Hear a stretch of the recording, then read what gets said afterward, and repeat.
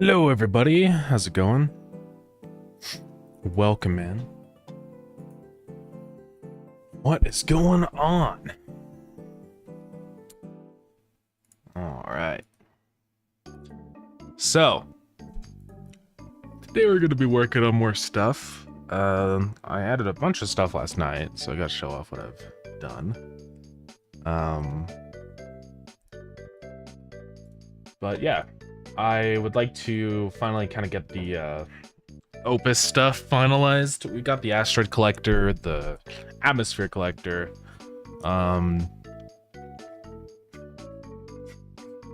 We've also got the V3 conveyors and just a bunch of stuff over there already, but I want to get the actual like meat of the gameplay and building over there done. So that involves finishing the lightning strike stuff. So we're getting there. I spent last night working on the actual lightning strike like behavior and how that works. Now it's just a matter of making a building or something that can block the lightning strikes from happening. I thought of two ways of doing it. We either do the shield building that we've been talking about for a long time, or we kind of do like a different way of doing it. So one thing that I decided to do with the lightning is make it so it only strikes buildings that actually use power. And I think that's a good thing, because it would feel really frustrating if all of your conveyors got zapped. It also saves on a lot of performance, not having to run the lightning checks on every single conveyor ever. So, yeah.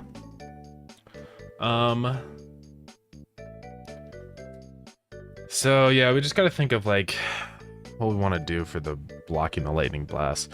We could have like a surge protector building that you just connect to the power network and it just stops the blasts, you know? But I don't know. It's hard to say. Anyways, let's get started here.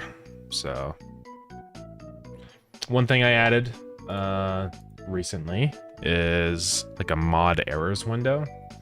Sometimes it was really hard to tell like why a mod was failing. I mean, yeah, sure, it prints out in here if there's any errors, but like it was just hard for like users to know that their mod wasn't loading and stuff, because it's like, oh, did the mod load or what happened, you know? Because all of a sudden the mod just isn't in your list anymore and it's just weird. It feels like a bug, right?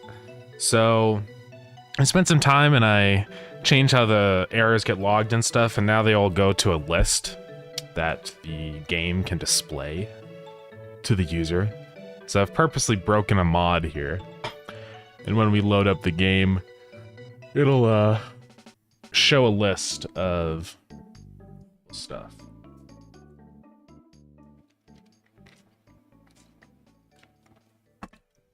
So it shows this error window now. The following mod errors have been logged, and then, you know. So that'll just be really helpful, I think. Just a way to tell that, like, something has failed. This doesn't unload the mod, this error. Like, it's still loaded, but it's just like a warning to the, you know, the players, so yeah. It's definitely super useful. Yeah, I think it'll be nice. Stanris, welcome in. How's it going? What are you up to? Yeah, I do want to take a look at your ID stuff today because that seems really interesting. Saw that, like, because I always hate how I have to like manually type in all the IDs for everything. I mean, it's fine and all, but it would be really cool if I could get that working in here. I do have a lot that I have to do, you know, so I'll mess around with it for a little bit and see if I can get it doing what I want. But if not, that's fine. I'm not sure how hard it would be to integrate, especially since you need to update a ton of places afterwards. Yeah, right. It would be a lot. Searchable enum. Okay. How can I view this? I guess just in like Notepad or something. There we go. Okay. So that's just the selected item as a string. It's getting all the keys.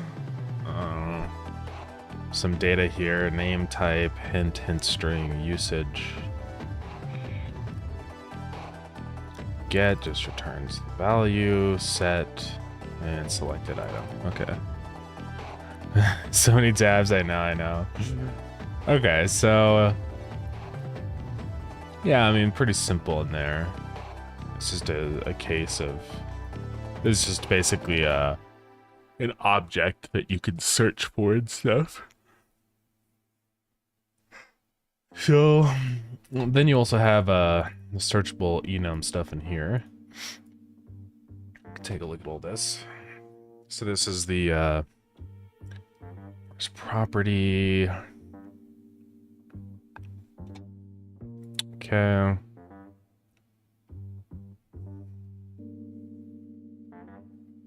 Exit tree, that's just adding the plugin. Okay.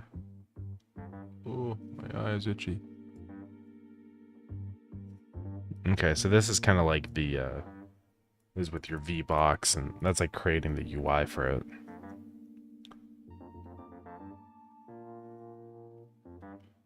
Yeah, just setting the expand. Okay. Grabbing focus, populate. So that just, yeah, adds all of them in there.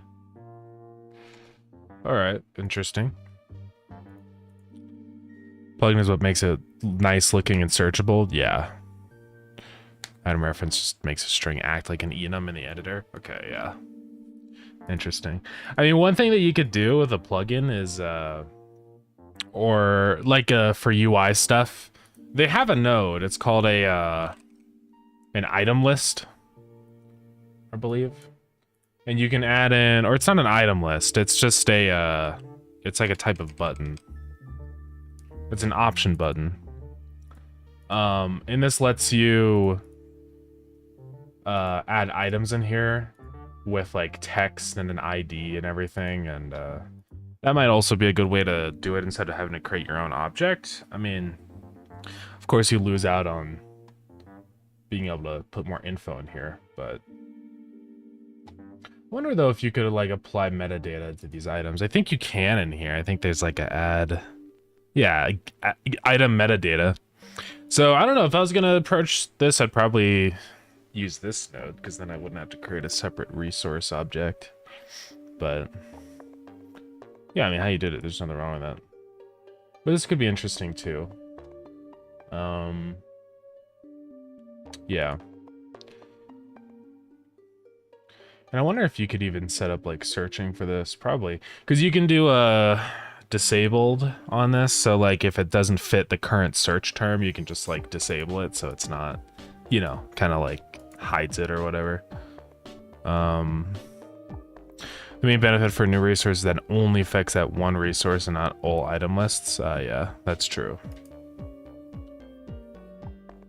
Yeah, select. Itchy. Yeah, I don't know.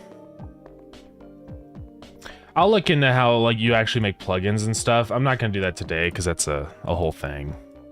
But For add on your own project, you can accept the risk. Yeah. That's fair. Well, yeah, I'll definitely look into that stuff later. Super easy. Feel free to be about Discord too if you do it off stream. Yeah, I'll definitely let you know. I just need to, like, I guess get a little more familiar with how like plugins are actually created and stuff in Godot, because I've just never done it. So I'd like to just you know, maybe watch a tutorial or two or something. Spend some time reading the documentation just to know how you do it. I don't think it's really that hard. I mean, it's just, I think you just create it and then like you can create a new plugin up there and just set it up in here, and I think it kind of just works. It's the same as normal code. Yeah, with a plugin. Okay. Yeah, so I don't think it'll be that hard. Yeah, the sub folder. Scripted stuff. Definitely mess with it though.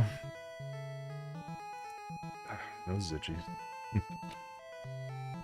Yeah, I would love to like be able to do that though, you know, in buildings and stuff, and just have a nice, easy way to select the ID. You know, just click on it and then it drops down a list of all the different things.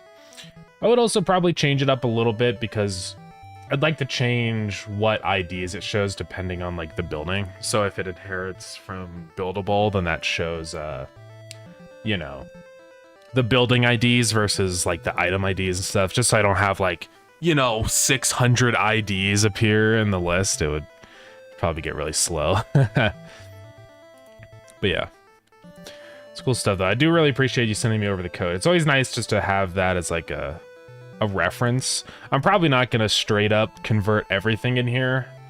I don't usually ever do that because I like to be able to, like, I don't know, like wade through it myself so I know like what it is and what it's doing.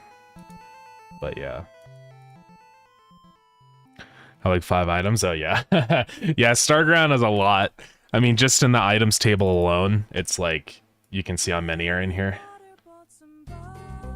It is quite a few.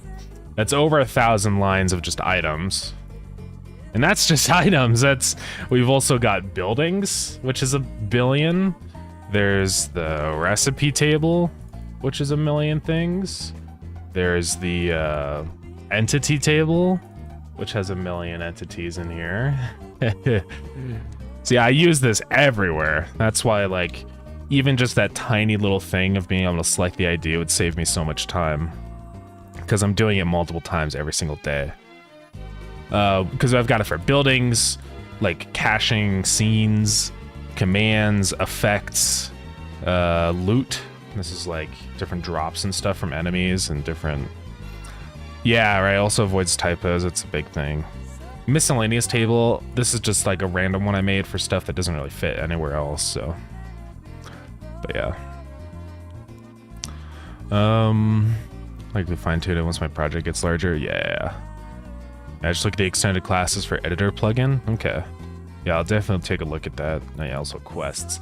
I do want to work on quests and stuff, but it's just like a whole thing. Oh yeah, also regions and research and all the shops or skins.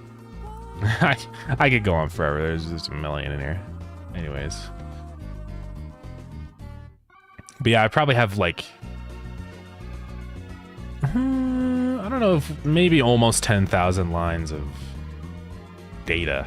So let's close other tabs on this. I'm just gonna clean up some stuff. So this is the lightning bolt scene that I created for Opus. This is gonna cast down. So let's go ahead and open up the game and I'll show that off. Show it in action.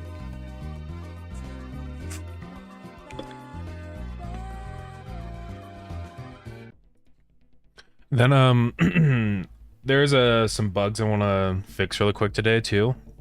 There's this issue where if you change the like world settings and the create new world menu, it doesn't actually apply, so we need to fix that. Also, I changed the little like our hover, you know, like when you select a button or something and it shows like the the little select thing around it. It used to just use the default Godot one, but it always had a lot of issues because it would like be a little bit larger than the button. So in some contexts it would get cut off and then just be really confusing. Because on controller it didn't look like you're actually selecting anything. So I actually just went through and changed that, how that UI looked, the selection box thing. So that's good. Yeah, I was thinking how I want to do quests and recipes, but I'll likely keep the same flow. I can do quest reference and recipe reference resources, but I'll do that later. If you make the system better, let me know. Yeah, I'll definitely mess around with it, for sure. Just see what I come up with and stuff. Yeah, for like recipes and stuff, I can show you how I have that set up if you want. So basically what I have for every single recipe in here is I actually assign recipes like to buildings specifically.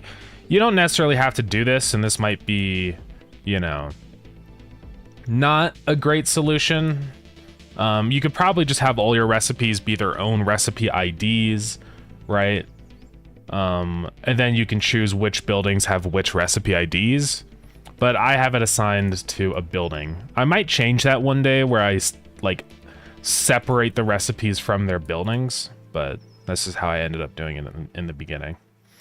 But yeah, each recipe is just an ID. It has a list of inputs, and this is like the number of items with their ID and the amount, and then the output. So that's pretty much it. It's pretty simple. So like, for example, in here I have like a strength potion requires 5 pumpkin, 2 iron, 2 biofuel, and 5 water, and it makes a strength potion. So yeah, stuff like that. And then some of these too, I have like other like data things. So like a name and a sprite, for example, like an icon and stuff. The reason why I have a lot of these IDs as set as the item is because if it is a valid item ID, it just kind of uses that as the name and the like icon. So it was just an easy way for me initially to be like, okay, well, I'm making an iron ingot, so yeah, the recipe ID is going to be like iron ingot or whatever. But now I realize that it would have been better if I just kept all these as actual like recipe IDs all by themselves instead of making it also an item. It's weird. So nice. Yeah, I'd likely name the recipe and make the building one of the variables inside it. Yeah, that would probably work a lot better. Like each recipe just has a tag in here where it's like, you know, buildings, and it's just a list of the different building IDs that like accept or have this recipe.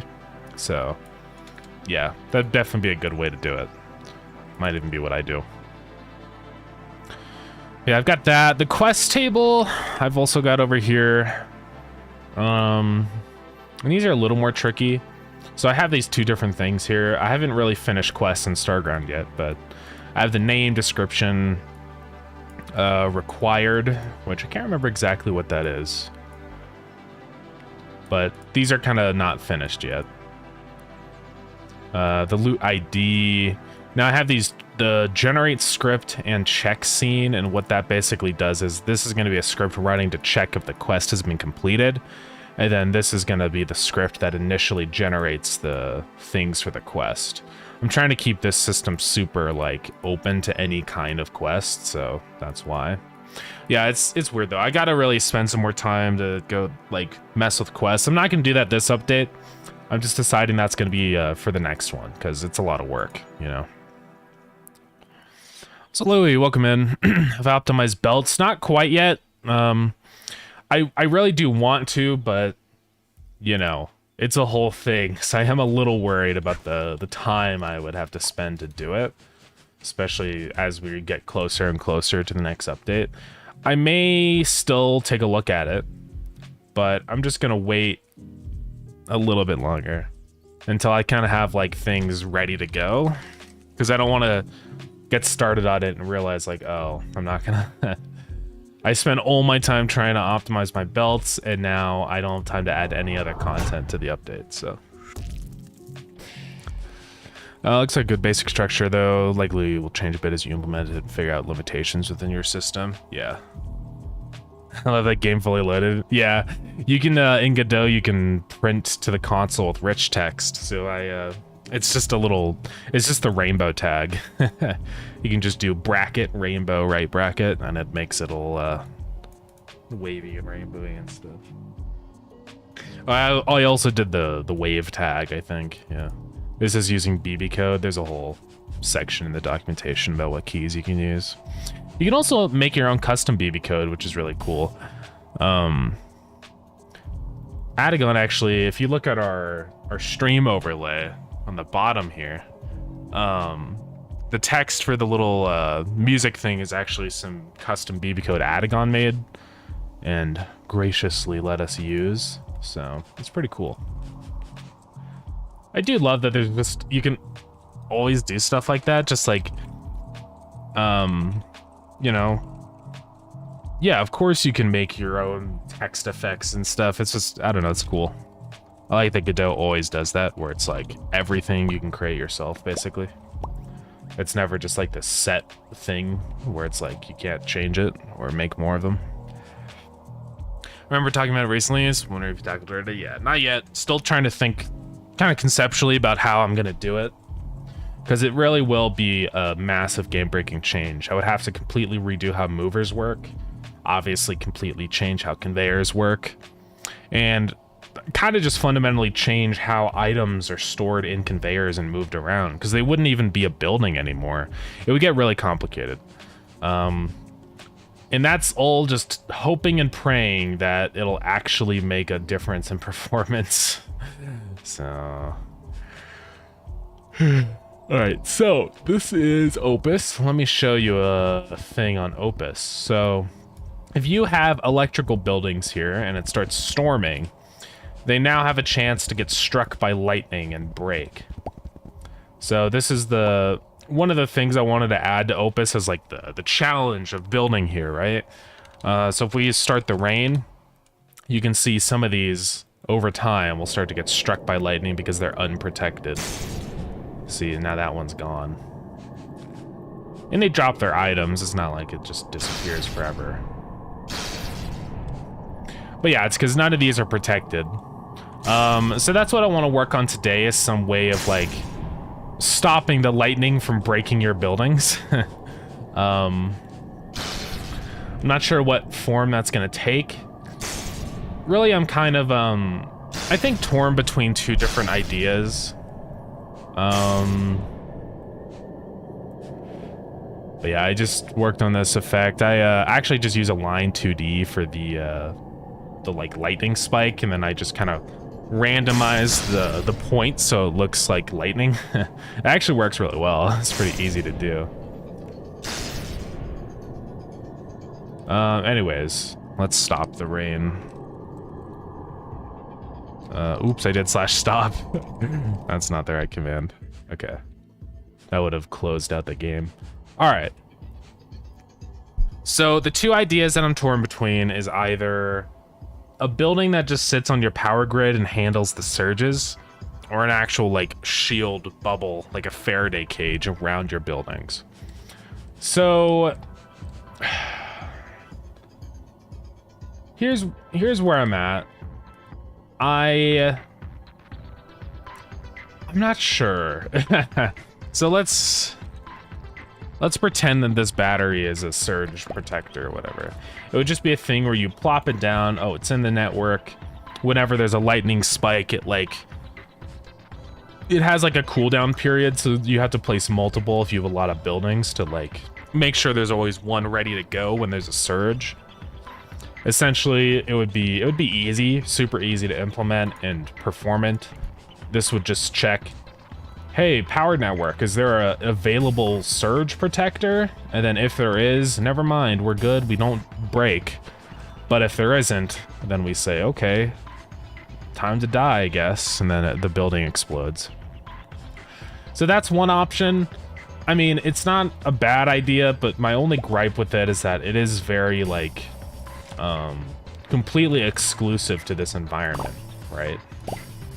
It wouldn't, like, it wouldn't help people on the next planet or anything. It would feel kind of like a weird one-shot thing, right? That's kind of my only gripe with that. The other idea I was thinking about is like a shield. So imagine this Tesla coil, how it has its radius. You can like plop it down, and then it has the shield radius around of buildings that it'll protect from lightning strikes.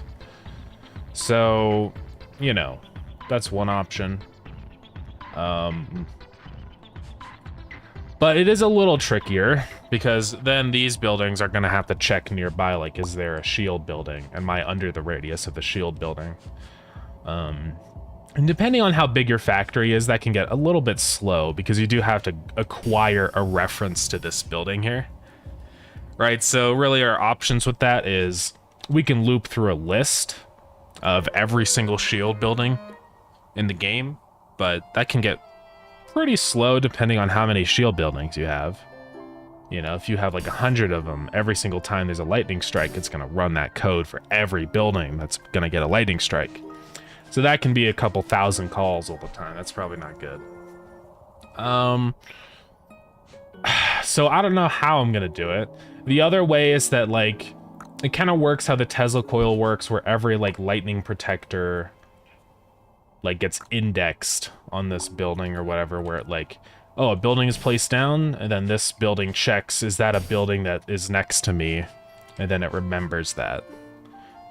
You know, and so that's another route. I kind of don't want to do that either, though, because it's very, it's pretty intrusive. I'd have to change a lot of code and stuff to allow that.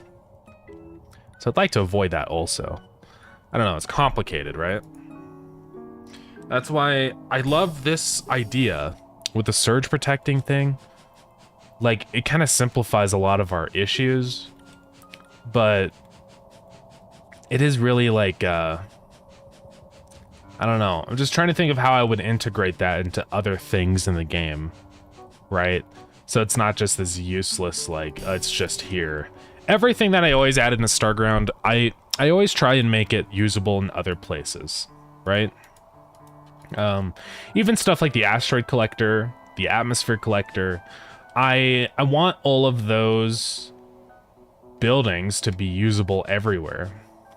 So once you get here, it's like, oh yes, we have the atmosphere collector, but it's not just a benefit for Opus, it's a benefit for every planet in the game.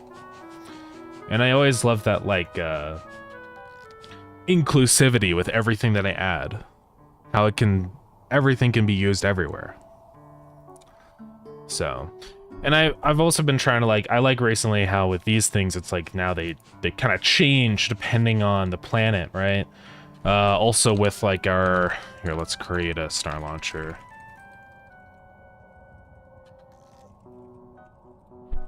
And now with like our solar and wind modifiers, and also our oxygen, like our gases of what's on the planet, it just, I don't know, it's, it makes it so much more interesting to bring those buildings, because now it's like, oh, they have different pros and cons, you know? And I would like to do that with these things, with the surge protectors, but I just don't know how. Because there's no other surges that happen. The only thing that I can think of is that we add in a building that causes a surge on your network, right? And that's the only thing I can really think of. Maybe like we add in some kind of building for making really high tier items, you know, like basically an evolved crafter or something. And then whenever it crafts an item, it does like, it like charges up and just does like a, you know, and it's like, I don't know if that makes any sense.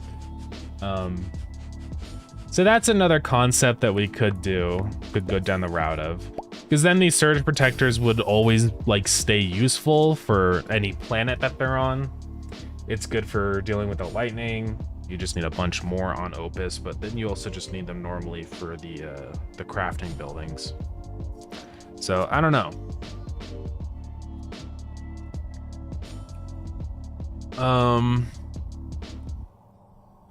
Yeah, I'm at a tricky spot right now.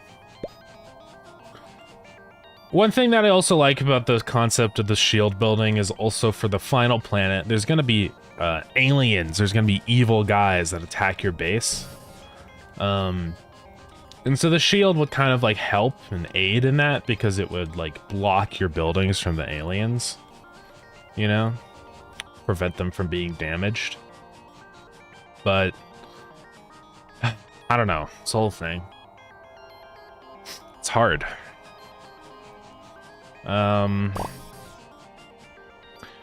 I mean, this is one of the challenges of just game development stuff is like having to decide on things like this. Do you create something that's prone to bugs and probably gonna be a headache, but is also kind of cool?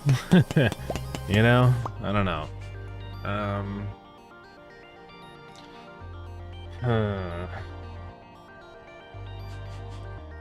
I mean, what do you guys think? Any thoughts, any comments on this stuff? Surge protector versus shield building. I think shield building is easier to apply to other concepts, but then again, I guess it's not really like... It would only really apply to Opus and the final planet for aliens. It wouldn't really matter for anything else. Unless it also works like the pressurized buildings where it like creates like an air pocket around it or something, but that's kind of a whole thing.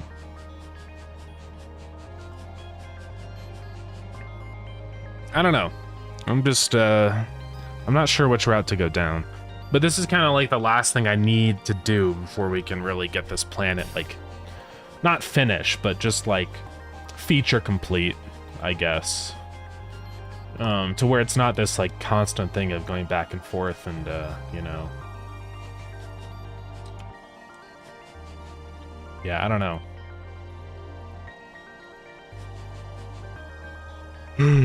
Decisions.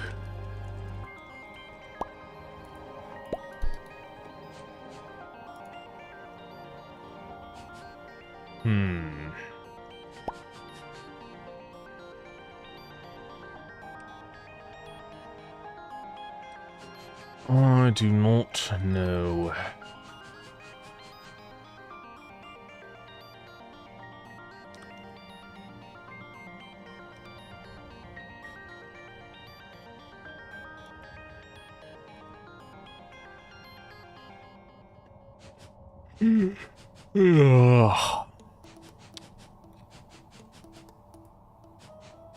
Yeah, it's hard to say.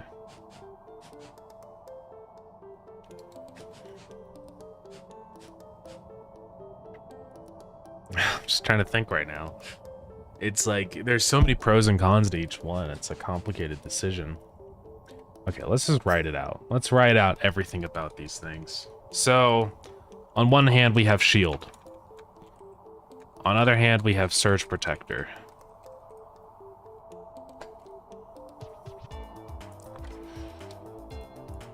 So...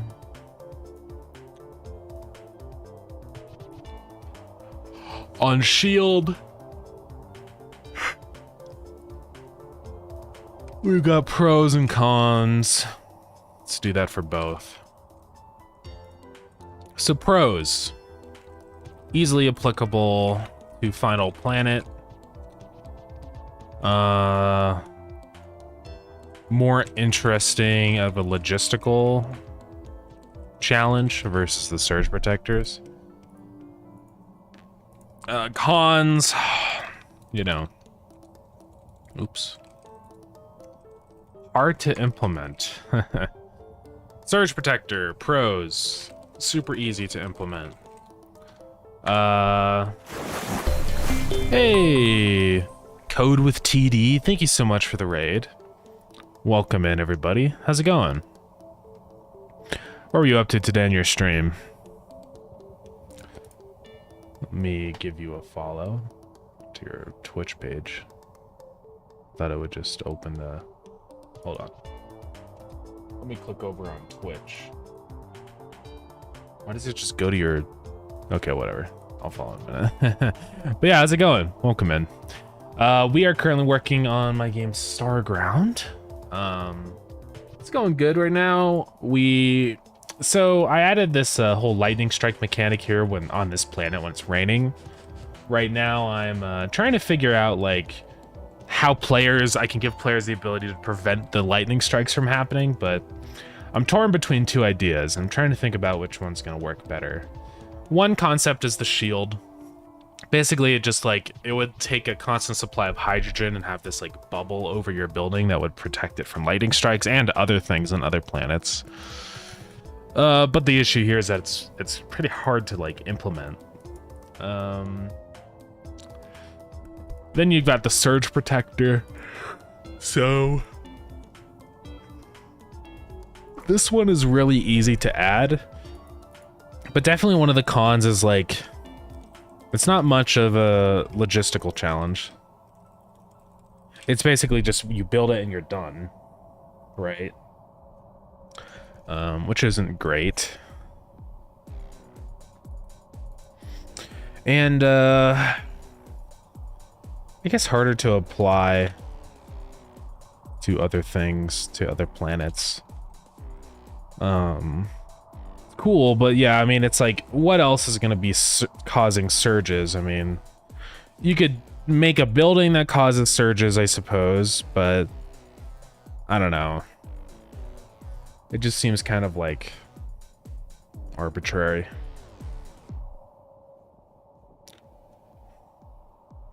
It was a good stream, very low-key as always, playing with Godot, building a Pomodoro timer. Interesting. I have no idea what that is. Task manager, just to learn how things work. Yeah. What is it? Pomodoro timer. Pomo focus.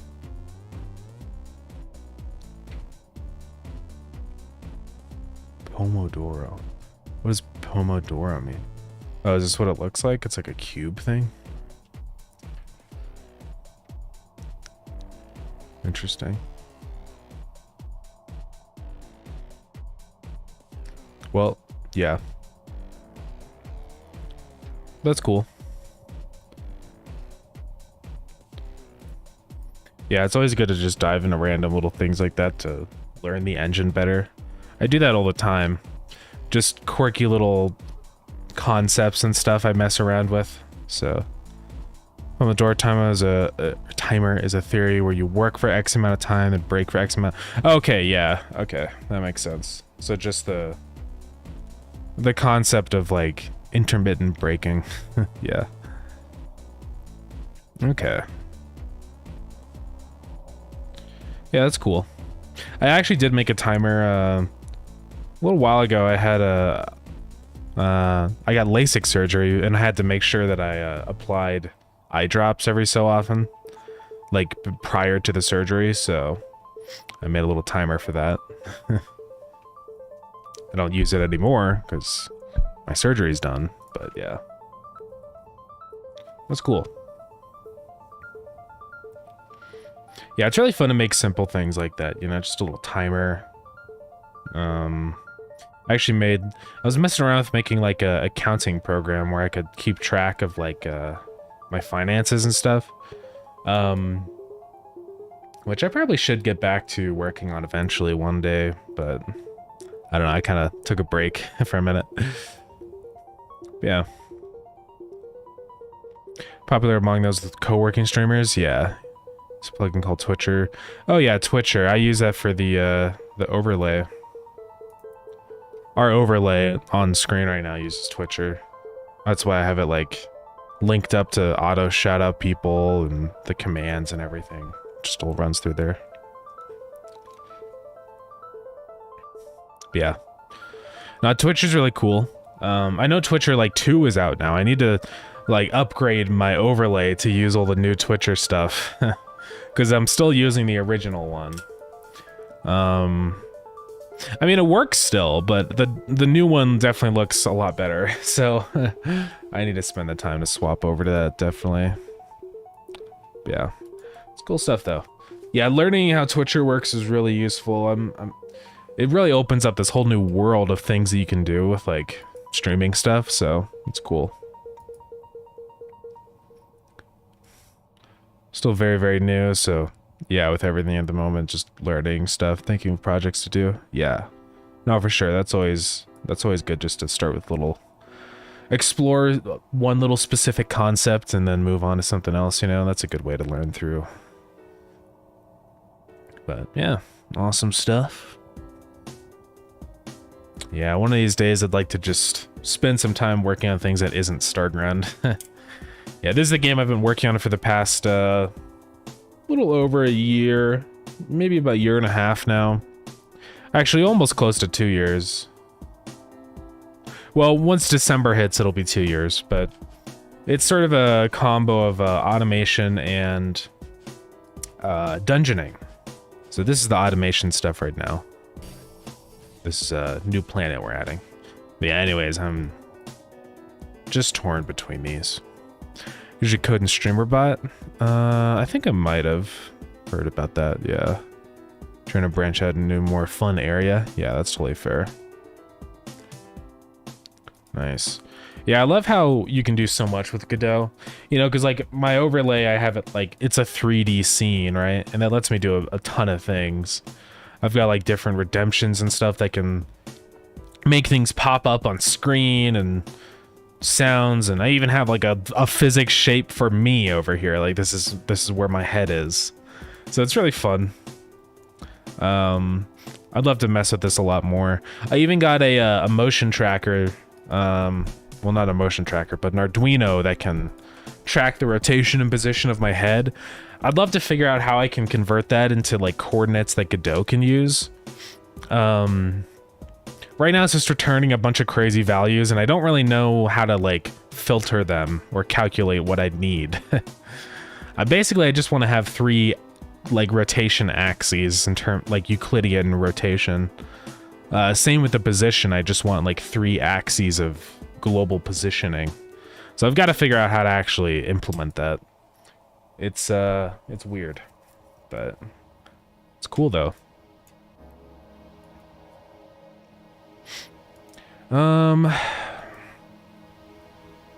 Okay.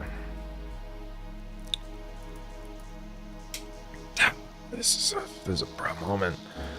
So yeah, the shields, I can apply to anything. It definitely is more interesting logistical challenge because I can like require it to be fueled with hydrogen or something. And then the surge protector, really easy, but yeah, not much of a logistical challenge. And I don't know how I really apply it to other things other than just having buildings that cause surges, which I mean isn't a terrible idea, but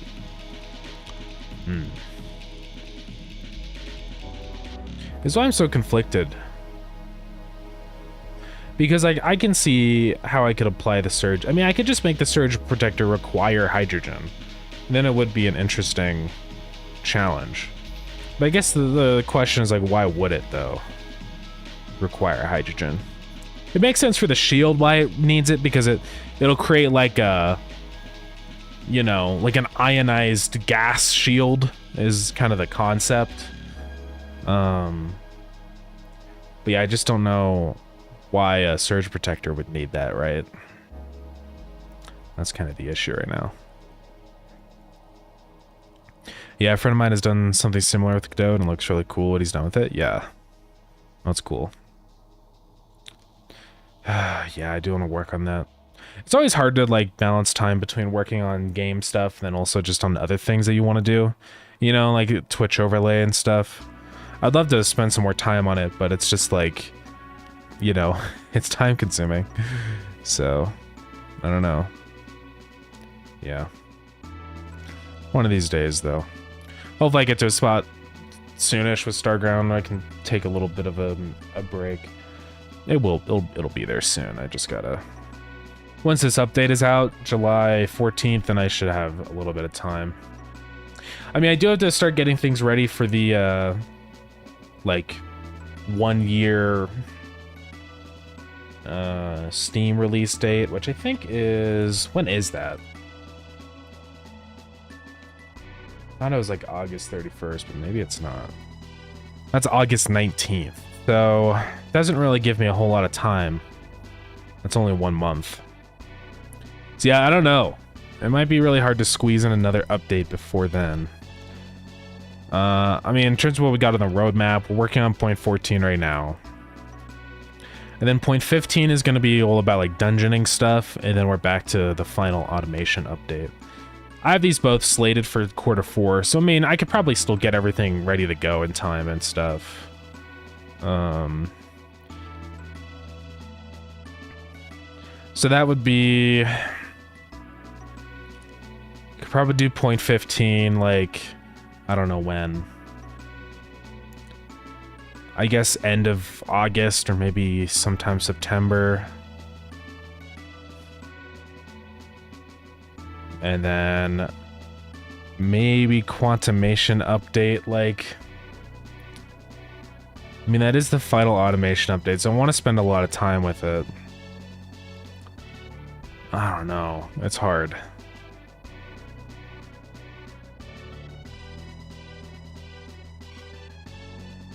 I don't know. I have to think about the schedule of all this. I mean, I think I can get all this done this year. Obviously not 1.0. I could probably get that done by the end of the year. I mean, as long as it's close enough. In December, if I get this done in December, that should be fine. I don't know. Things will probably move faster than I think. They tend to.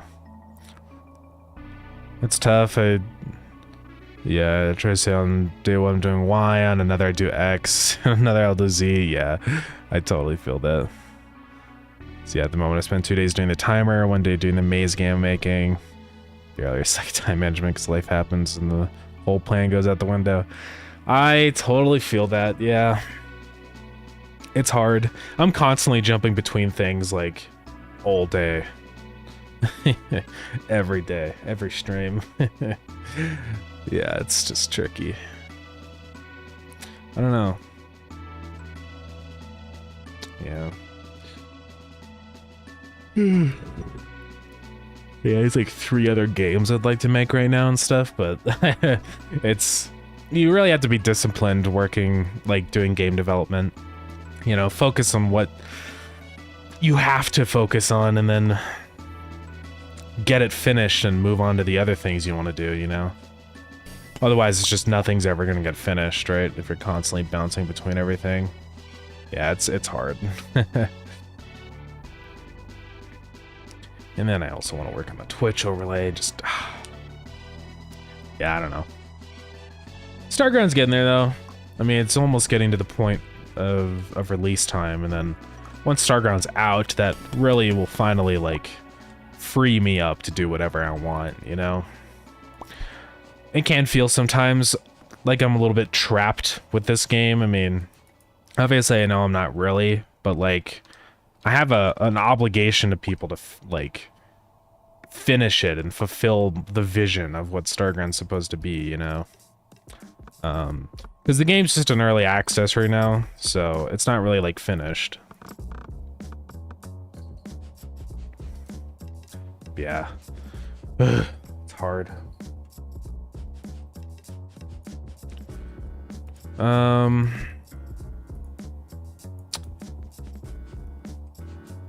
I can't decide what I'm... Thank you for the follow, Code. I appreciate it. I still can't decide if I'm gonna do the shield or the surge protector. I just... I don't know.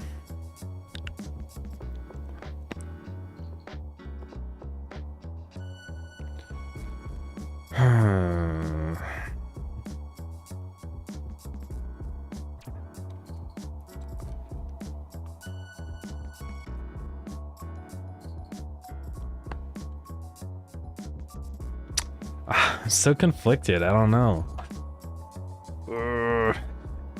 Okay, another con of the shield is like has to do with rendering like the graphics of it. So here's one thing about how the shield would have to work. It would be hard. So like it would have to show like a radius around what it's protecting, right? I wish I could reset my rotation. There's probably a keybind to do it. But I'd have to like merge overlapping things together, but I don't want these to like overlap. So I want to do some kind of thing where it's like this, like wherever they overlap, it kind of just merges into a blob like this.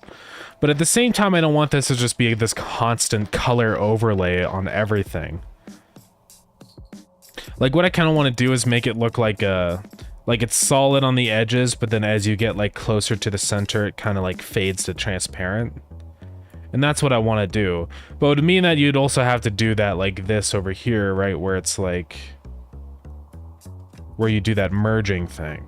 And that's going to be really hard to figure out like how to create that kind of shader, I guess, right? Because it would have to be like that. One way that you could do that is put everything on a shared canvas, or not canvas. Yeah, canvas group or whatever it's called. And then you just apply the shader to the canvas group and it'll just work. But I guess it doesn't just work. I mean, there's still I still have to figure out how to make the shader. That definitely is a complicated part about the shield. So far, it seems like the shield's got a lot of complexities of how it would actually be implemented. I mean, I think it's an interesting idea, but it is very, you know, problematic. The surge protector could probably achieve the same effect of the shield. Sure, I might not be able to, like, make it useful on the final planet or something, but we could always tie into that surge protection system. Like, whenever a building crafts something, and, like, we can activate a surge event, right? Where it causes a surge on a random building. So I think we could totally do that.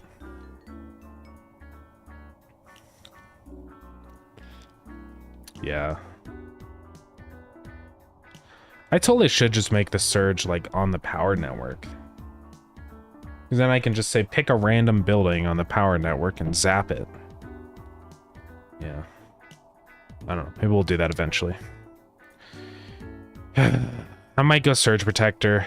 I know it's a little lame compared to an epic shield that overlays on everything, but just trying to conceptually figure out, like, not really conceptually, but technically how I'm gonna render in the shield thing over on top of all the buildings. And also how I'm going to link the shield up to each building. It's just really complicated. Yeah, I'm just gonna do the surge protector. I can still make it interesting, I think. And then it lets us do buildings that cause surges that you have to take into account. Anyway, it's great to meet you. We gotta head to bed. Yeah, no worries at all. Get some sleep. But really appreciate it. Thanks for popping in for the raid. I'll give you a follow. There you go. Yeah, thanks so much. Have a good rest of your night. And, yeah. Okay. So, let's go ahead and draw the surge protector then. Because that's what we're going to do now, I've decided. I, think the shield is cool, for sure. I think it's a much cooler concept, but it's just like, I don't know how I'm going to implement it. I mean, I could probably throw my head against the wall and do it, but it just gets to a point where it's like, is it really worth it to do it? Probably not.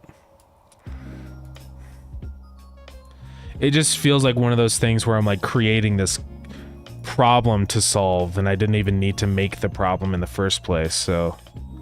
Or like you can achieve the same result by just going down a different path. So that's what we're gonna do. So what does a surge protector look like? I mean, usually it's in the form of a strip, obviously. It's in a work meeting, we're back now. Okay, welcome back. We are going to add a surge protector building to prevent the lightning from getting blasted. From buildings getting blasted by lightning. So I'm just trying to think of what I want it to look like. I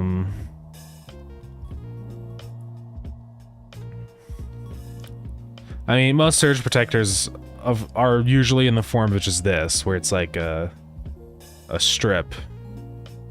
Power strip.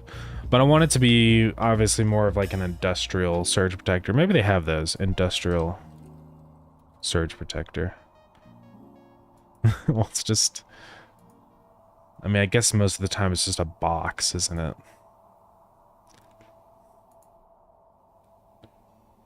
I want some, like, graphic of when the surge protector activates and absorbs the lightning strike on the power network. So... Oh. The storm is kicked up.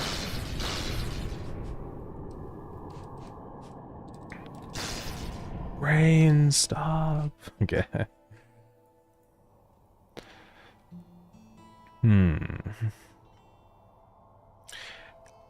kind of thinking right now in my head where it's like, it looks kind of like a tank.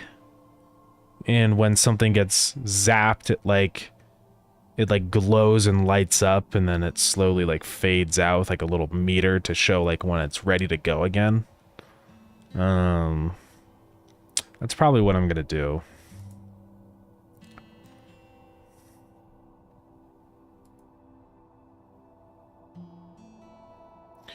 Yeah, and I'll just make them all require a constant supply of hydrogen, or maybe just one hydrogen every time it activates. That makes sense.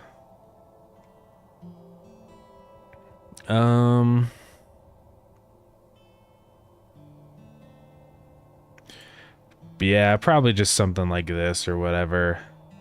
Maybe we add in like some contacts on the corner so it looks like it's like a, almost kind of like a battery.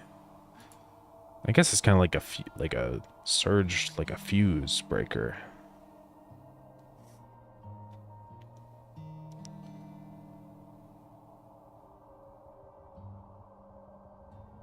Yeah, I don't know. Let's snooze that ad. Let's just start drawing. So, probably make it a little more tall. Or not tall, the opposite, shorter. So it's gonna have these little like, what do you even call those? I guess contacts, but I feel like there's a better term for it. Like a terminal, battery terminal.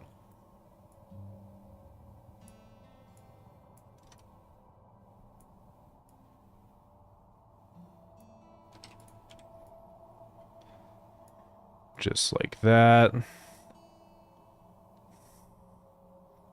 And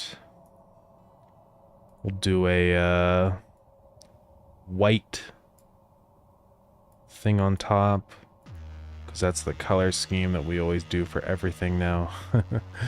It's because of this zone that we're in. I'm also going to add 1 pixel onto the edges here so that we can do have it go off the edge a little bit. I've been doing this a lot more where I add this little like, I make things a little bit larger, like the sprite's larger than the size of the building, just because then it lets me like, oops. These, what is happening? I selected the region I want to delete. Okay. Then it lets me just like have this little pixel that kind of extends past its boundaries. It never usually causes me any issues or anything. It actually kind of looks nice because it makes the buildings look a little more connected together, if that makes sense. So I imagine this is sort of what we're gonna have here. And then this can be like a little meter thing in here, or maybe this just like shows the gas inside or something. I don't want this to look too much like a battery, right? Kind of want to avoid that.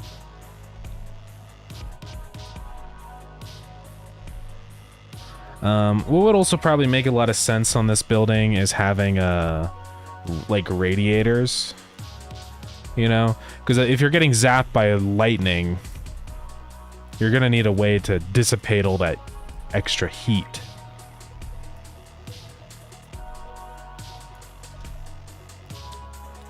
Looks like it's screaming. I kind of see what you mean, where the, yeah, contacts are like eyes. Oh,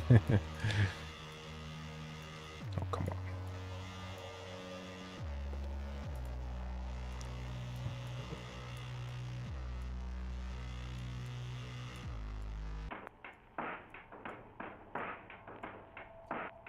on. Okay. Oh, I can't draw, dude.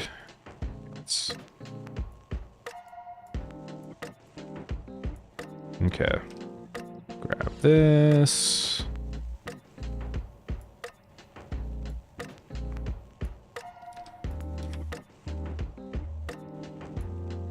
Guess that'll go up a ways right there.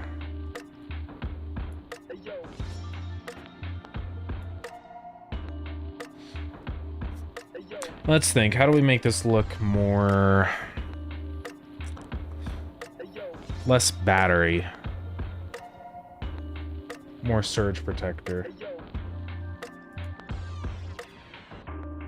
It'd probably have like bolts and stuff all over the side. It's gotta look pretty like heavy duty. Because it is absorbing lightning blasts. Maybe we change the shape of this window, because the batteries are all like a progress bar. Maybe what we go ahead and do is this, where we have a little progress bar in the bottom just for indicating when it's done and stuff, but this is more like, right, here's our progress bar for the bottom right there. And then the window up here can be more like, I guess we'd have like, maybe do that.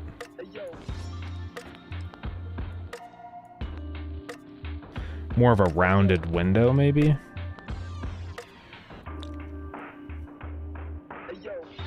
Could maybe work. I don't want it to look too much like a face, though. Maybe instead of the bottom one, we just do this, where we have a... We could make this more asymmetrical, which I wouldn't mind doing.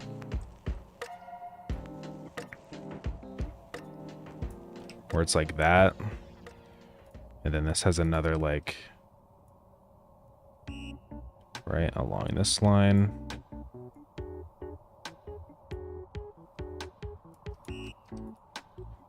Like so.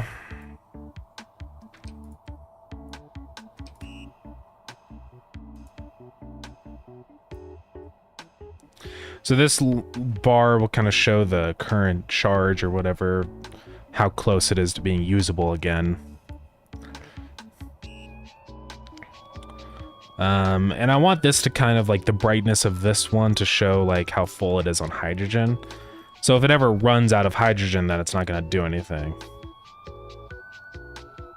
And I want this to be more of like a rounded window instead of just being a perfect square again. I might make this just one thinner. Yeah, I think I will.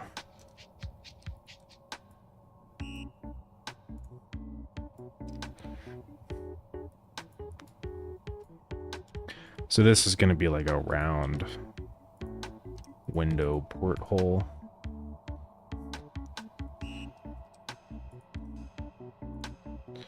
And maybe we also show like, it's like a gauge, right? Like that. On the glass or whatever.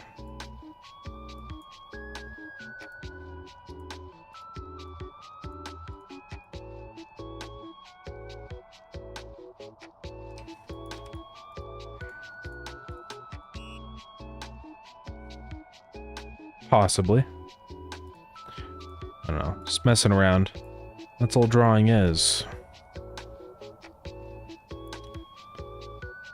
Bothers me that they're equidistant. Like that they're the like that these are the same here. Oh, aren't. Oh, okay. Just that these ones aren't. Yeah, we can move those down.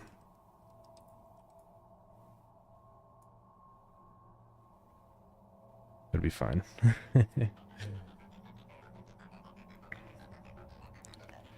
All right.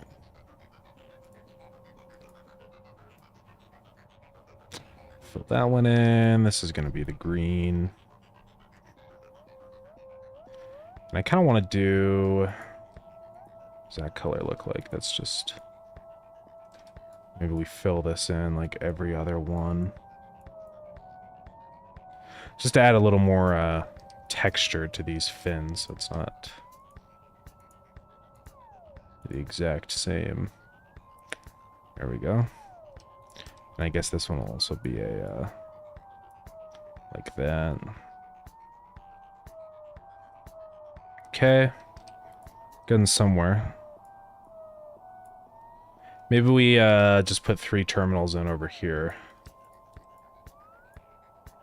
This doesn't leave us much space here, does it? Well, this one can go up.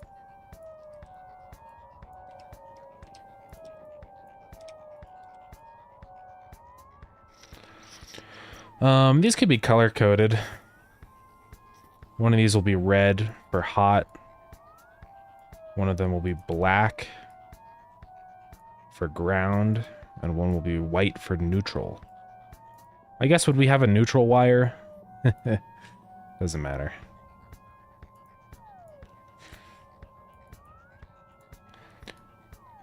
Well, it could also just be color-coded for AC. 3 phases. I don't know. Maybe that would make more sense. Also, maybe these should be copper terminals. Why don't we use copper for terminals? Is it just because they wear down? Or probably because they oxidize. Duh. Well, then copper wouldn't really be a good use. Well, I guess this is going to be the Voltrum compound, right? So it kind of have that, like, goldenish look to it.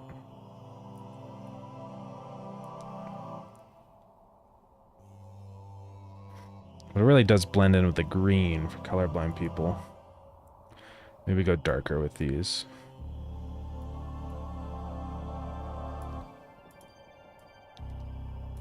Like that? Yeah, sure. And these are fine down here, just being copper. Think it'd look better if full 3 were shifted 1 cell down. Yeah. We can. Hey, Yoshik, welcome in. Well, then the only issue, though, is it lines up there. I think it's fine where it's at. How's it going, Oshik? Say, Oleg, thank you for the follow. So, Oshik, I sent you a DM about the mod stuff. I made that mod menu, so hopefully, or that mod error thing. So hopefully that'll help you figure out what's going on with the mods that you're trying to load. I presume it's your mods.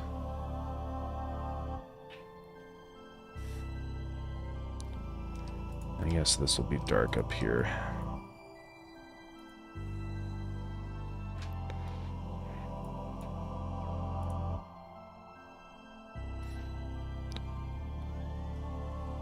Mod error windows in the experimental update.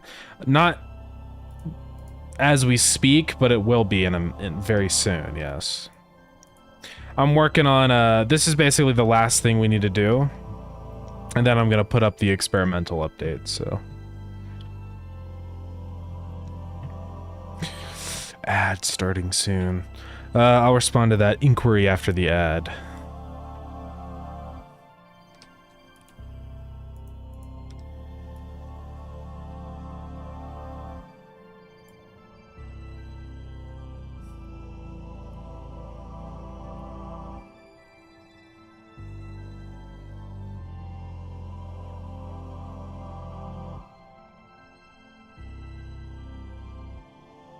I feel like this would have like a little like warning sticker on it, you know what I mean?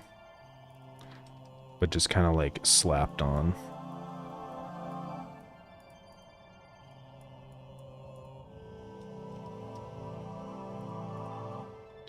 How would I draw that?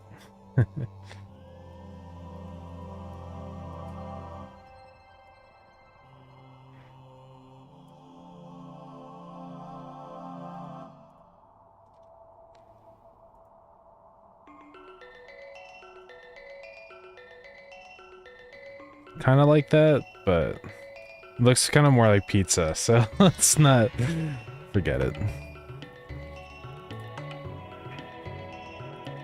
Maybe this up here also has some bolts.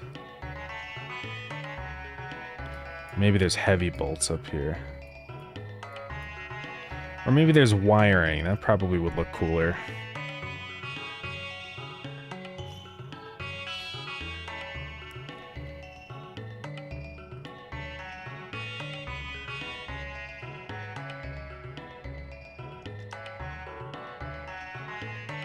I don't know if that looks good, though. I don't like how that looks. I like it better when it's more just like a wire, like just a black wire that kind of comes out. Like, maybe it's just a wire that goes over to here.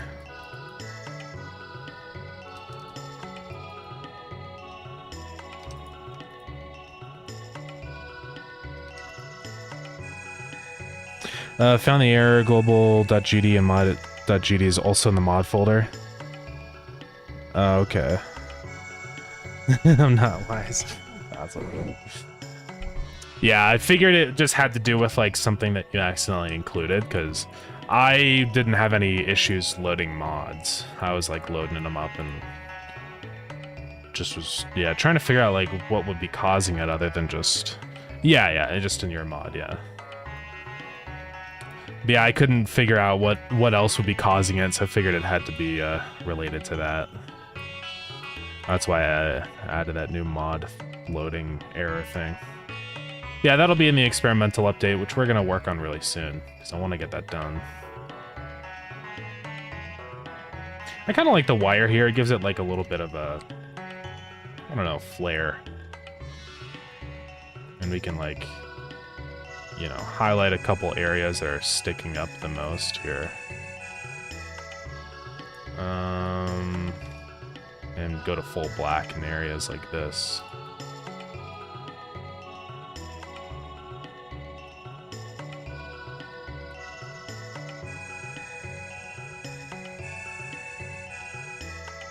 Yeah, that'll work. And maybe this is more of like a, has a more complete coupling and its connection to the spot up here. Escape the ads. Okay, yeah, ads are over. Sorry about that, everybody. So yeah, to answer a question, so mod loader, have any console pop out? It doesn't really have a console pop out. It does print errors and stuff in the console, you know, which you can read by just going to the logs folder. But yeah, I don't really have like a console pop out. But that's why I added the that little like warning thing from when you load up a game with mods and there's errors detected. Or errors that the loader has ran into trying to load the mods. It's kind of tricky to do, like, I mean, it's not impossible, but with Godot and stuff, trying to like link multiple programs together, if that makes sense, you know? It's not always like a super easy thing to do, so. The BepInEx loader itself has a console that you can enable and run. Yeah. I mean, maybe. I always try to avoid, honestly, stuff like that is not made by me or not like actually integrated as like a...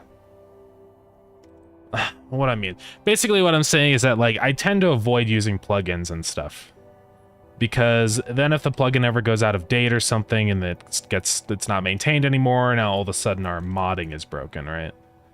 So, but yeah, that's why I think I'd prefer just to use our own tools for stuff like that.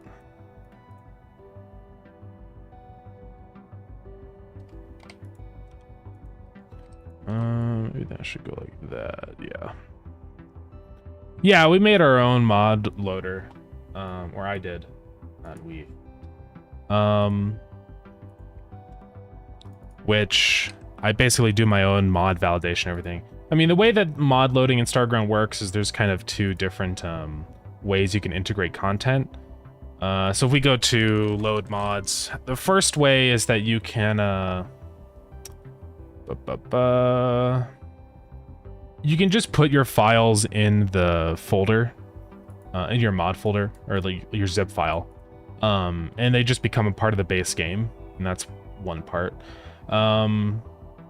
So it's an easy way to override like scripts and objects and whatever kind of resource you want. It makes it really easy to do stuff like texture packs and stuff, because literally you just pop the files in the folder in your mod zip and then you're done. And then the other way that you can do it is all mods have this, like, it's like a config info file, and it just has like info about what the mod is, and that can also point to an initial run script that gets loaded here. And that script like lets you do like an initial like configuration of adding all the content in, because we have this function mod API, and essentially all this is doing is exposing a lot of the core functions and stuff of Starground so that people can also use it. There's a lot of mod specific things in here, like add building entry and effects and recipe. That's just to allow people to integrate their modding content without corrupting other mods. But yeah, I also use a lot of these functions just in the base game. You know, that whole concept of like eating your dog food or whatever. Usually when I'm adding in a new like functionality in the game, I always tend to add it in the mod API so that people can also use it. Like even just for example, recently the info panel stuff is all in the mod API. So it just lets you easily access that stuff. Yeah, same with all this stuff in here. Generate item info, generate skin previews. But yeah. Just freeze what version of Godot you can use, but I get that. I only have one plugin for terrain. Yeah, better terrain plugin is really cool. I could, like, certain plugins and stuff I'm willing to use, and like, I use Godot Steam for connecting Starground to Steam, because there just isn't really a good way to do it. I mean, yeah, I could technically do it myself, but this saves such an enormous amount of time, it's kind of hard to not use it. And also the great thing about this is like, it literally is updated the day of a new Godot build. Because all it really is, when you think about it, is just, there's new sponsors down here. It's just an interface between Godot functions and the Steam functions. So that's all it is. It's just taking all of the different Steam functions and making it so you can call it with GDScript. So it's so easy for the developer to make it, like all the work is done. It's just like, it's to update it, or whenever there's a new update for Godot or Steam, it's literally just like change a number to increment the version. There's not much to do. So that's why I'm not really, I don't really feel bad using this, because it just seems very, I can't imagine that this would be, you know, depreciated. Yeah, exactly, right? Steam is like always going to be this constant presence anyways, so. And exactly right, I think all the source is, I think all the like everything of this is, it's just a public repository, so technically if one day Gramps stopped working on it, then you could just grab all the code and start maintaining it yourself pretty easily, so yeah. Yeah, limits them to API methods to avoid them breaking the game by overriding your methods. Oh, okay, yeah. That's fair. Yeah, I mean, I've definitely thought about using, whatever it's called, the Godot mod loader, this, for modding in Starground. And there are definitely some pros for sure. You know, which is that, like, it simplifies a lot of this process for you, as a developer. I wouldn't say it's necessarily easier to mod with this as a mod developer, but I just, until recently, this has been stuck on Godot 3, and there's so much to benefit from Godot 4 that I'd rather implement, like spend the time to implement my own system than have to be limited to an older version of Godot. So that's kind of my only thing. I mean, there's some nice things with this for sure. You know, they have this whole thing like hooks or whatever where you can kind of like inject a bit of code into your functions, but there's honestly ways to get around that anyways. Like, I mean, as long as I just keep my functions pretty separated out, then people can just modify the individual function or even just extend off of things and replace it. You know, it's, I mean, there's ways to, it's fine. Yeah, that's what I was thinking of doing, but I haven't looked into it yet since it's not far enough. Yeah. Yep, EpineX does that too. You can inject before or after the method, which makes modding for modders so nice. Yeah. I would really love to like make that a thing in Starground modding. I'll have to like see how they do it in this and see if that's something that I could just implement. Because I bet it's possible. I mean, if they can do it, I can do it too, you know? But it's probably like in the mod loader or something in here where it does injection. It's this whole hooks thing. And this is all just in a GD script. I think the whole thing is, so I bet I'll just have to look into it and see how they do it. I wonder if they just straight up like go into the scripts and modify them, you know, and just add in the code. It might be. Chip and mod isn't working. Can I send it to you to check for what seems to be the problem? Yeah, sure. Feel free to send it over. I can take a look at what's going on.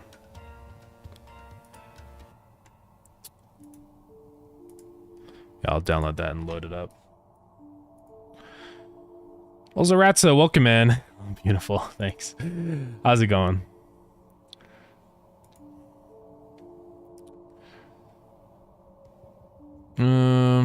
Sorry, I'm probably missing stuff there. This question is default a usable engine? I definitely heard of default, but I can't remember what it is. Performance cross-platform games. I don't think there's really like any engine can do basically anything. People are so quick to judge engines just because of what typically is done with them and stuff, but really you can, I don't really see any problem with default. It's this game I see a billion ads for. Just because there's garbage made with default doesn't mean default is garbage. So I think it's fine. And it's open source. I don't think it's necessarily a bad thing to use it. Just like how Godot's got plenty of trash games, and Unity, don't get me started. Unity's got a lot of garbage. Because it's just, a lot of people just do quick asset flip stuff in Unity. But you can do that with any engine, right? Yeah, exactly. Oh, we're getting struck. Any engine has the potential to be used for evil, so I wouldn't worry about that. Really just use whatever engine that you enjoy using, right? I really enjoy Godot, and that's why I'm using Godot. Doesn't mean I have to. I could use Unity if I wanted to or something, you know? But yeah, there's nothing wrong with it. Yeah, scripts are resources which can be read, so it's possible to just take the script and add it before or after, then run the new script. Yeah, that's probably my guess as to what they're doing. Which, I could implement a system like that, because how I load the mods is it requires a game restart anyways, so I could modify all the scripts in the game and update them with the mod content before they actually get ran and stuff. It would definitely take a lot of work, but it's doable. I don't know. I mean, it's nice and all, but I think really what would supplement that a lot is just making sure that I have a good mod API and like functions already existing for people to use to inject stuff in, right? Because then you wouldn't really have to do a lot. Like, really, I think my focus with modding is more data driven. Because if you can just change a number, change a sprite or something, like change a resource, and that changes the behavior of the building, that's so much easier for people to mod than actually having to like create new code. So that's really my focus. What my focus has always been with modding. Yeah, I don't know. Modding is a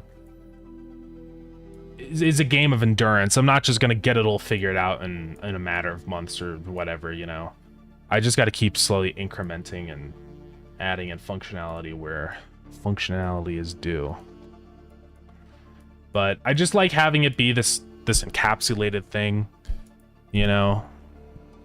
With Starground modding, it's like I can always just like, I like that flexibility and freedom to just be like, bam, I'm updated to the new version of Godot, and now we all benefit from the improvements and optimizations and stuff instead of having to wait a year or two every time. So fair, I was curious about default because use some C or something, and C is my jam, but I'm still thinking Godot's better. I mean, I think it's fine to use default, right? Yeah. So it uses C for all the programming. Lua scripting. I presume that it also supports C then. It's cool that it's like full cross-platform.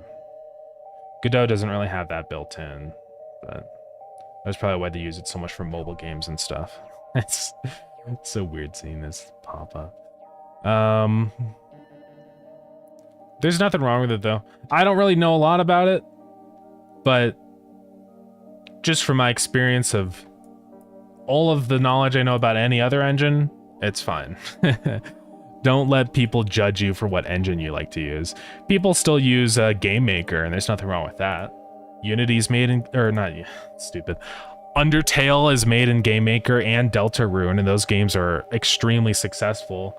I don't think anybody could say that Toby Fox made the wrong decision by using Game Maker, because it doesn't matter at the end of the day.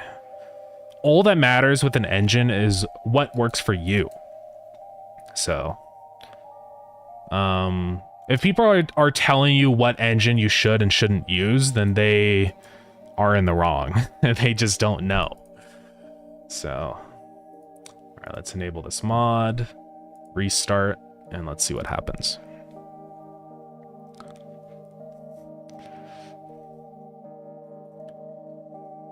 Yeah, especially if you can make a GD script and add it as a usable script of an item. Yeah, for sure.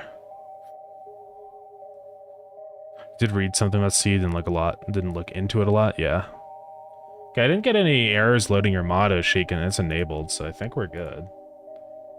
I wonder what issues you're having then. Let me go ahead and load it up and see if it works. This is a cursed mod. You can run C and C++ usually, so if you make GD extensions, then I think you could write stuff in C for Godot. Oh yeah, that'd be interesting. Oh, nobody tells me what to do. I can learn any engines, what tool's best for the job. Yeah, that's fair. That's so cursed. I hate it. It is really funny that I've made everything in Starground technically work off-grid. Like, there's not really anything that, like, requires these buildings to be on a grid. It's just for the player. Right, but, like... you could put a mover like this and then plug it into conveyors and it won't actually be a problem. It's horrible. I mean, this is terrible. But it works. And, like, if I rotate it and stuff, it'll still, like... do the stuff. It's just so bad. And I can put a chest down. Let me give myself some wood. Probably one of the most cursed mods ever made for Starground. I can put some items in there. Let's see what happens. I mean, it does work. It's so horrible, but yeah, the mod that I just enabled it disables the grid of placing buildings down. So you can just kind of put them wherever you want. It's really cursed. Because I think it's just the most cursed part is for conveyors. Because, like, it, like... It's just weird. Because I can do technically something like this, and all these conveyors do work. Same with the mover here. Right?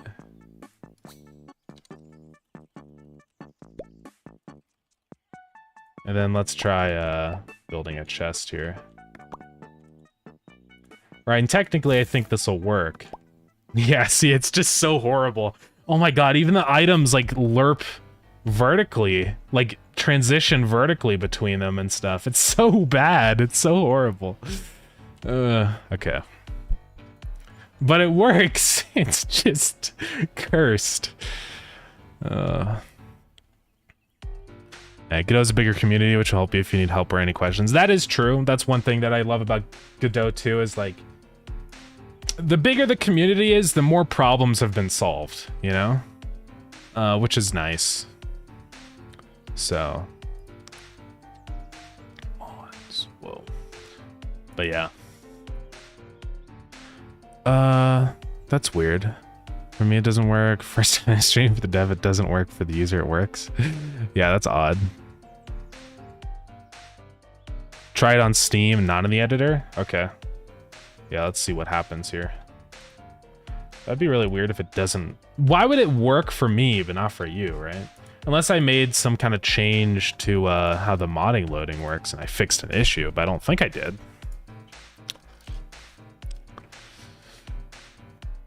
Let's go see. This would be a fun mod. I would be willing to do a playthrough of Starground once your mod is like ready to go, a chic of no grid, just to subject myself to torment. You see there? Oh yeah, there. Oh shit. I have so much playtime in Starground.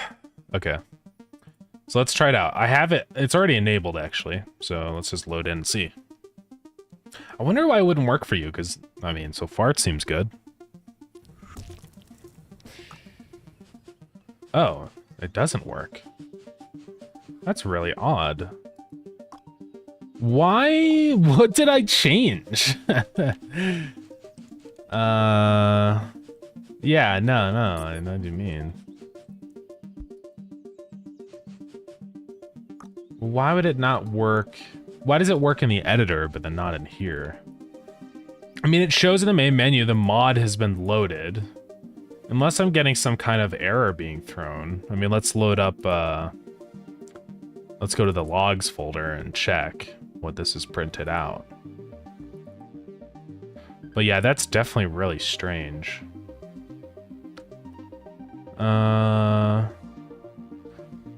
It just says loading and loaded. Weird.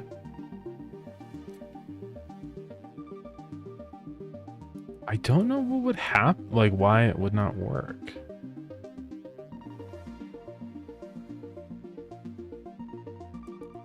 Very odd.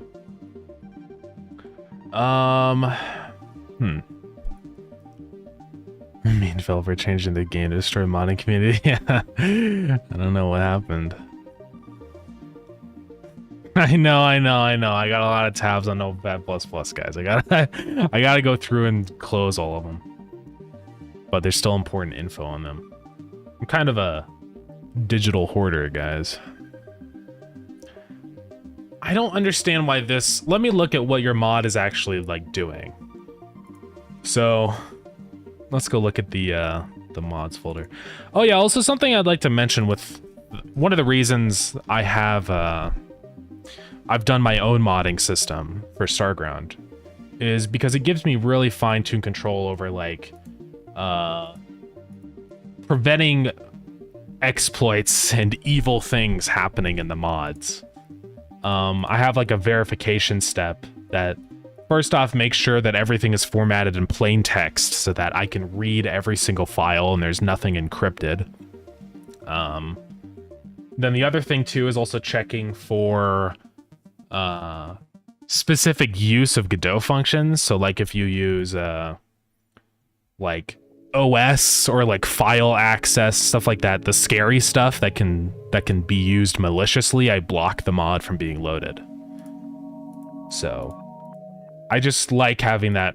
There probably is a way to do your own mod verification with the Godot mod loader, but I don't know. Sometimes it's nice to create your own systems. It really makes you appreciate, like, why? Why would you do things a certain way, right? Because then you get to see, like, it's hands-on, like, oh, that's why I validate and keep everything plain text, because I can actually see how these exploits start. I think it just makes for a more secure system. Okay, let's look at this griddless building stuff. So you just have your info.json. That's going to run...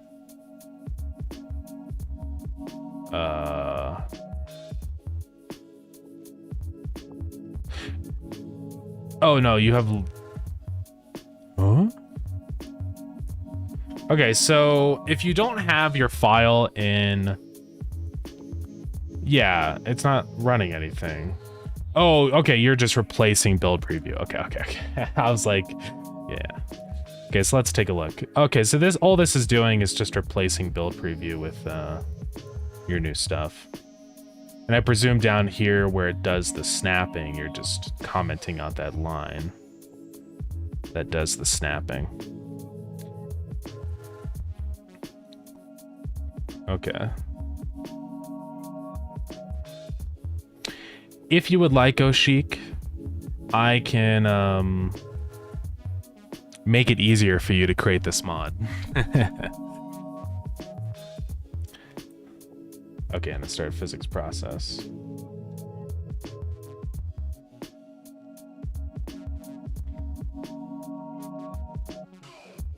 Okay, I can just add a variable on here which is like checks and actually sees if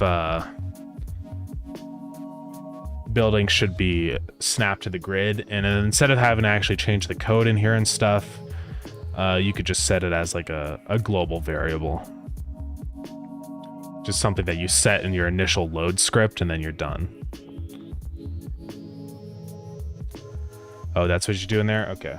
Let's go take a look at the build preview. Because one issue with your mod right now is if I ever change the build preview script, it's going to corrupt your mod.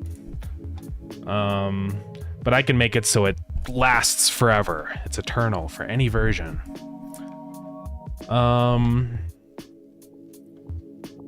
Okay, so that's for that stuff. Is this physics? Yeah. Okay, right here you're saying global position X is snapped. This stuff right here. Yeah, so I can just say, instead of doing that stuff, if blah, blah, blah, do it that way, else location X and location Y.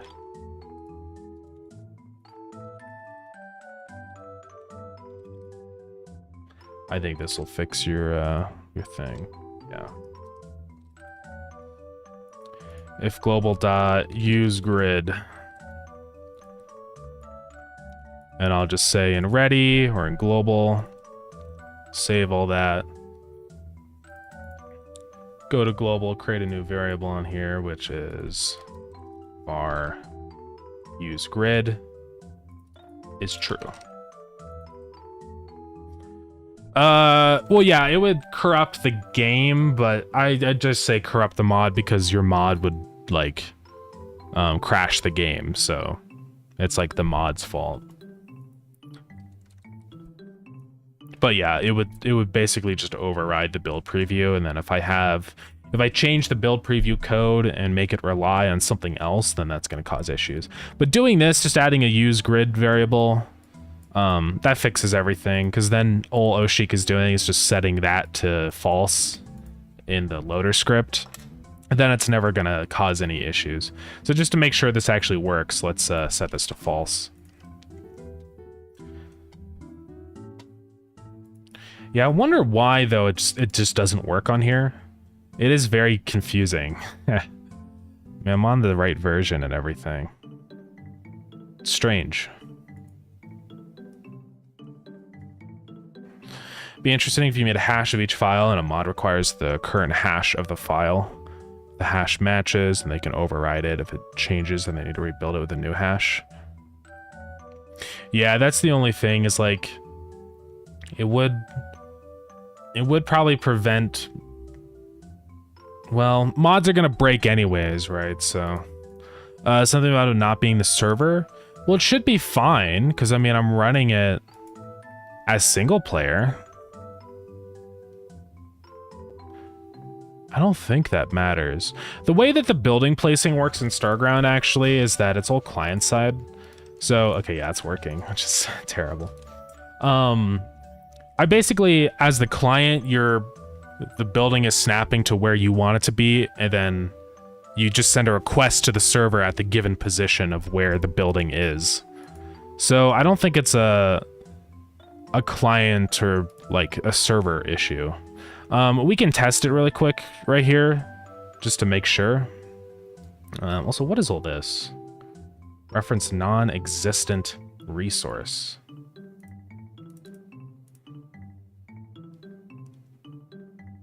Apparently the world is referencing things that don't exist. I don't know what's happening in the space hub.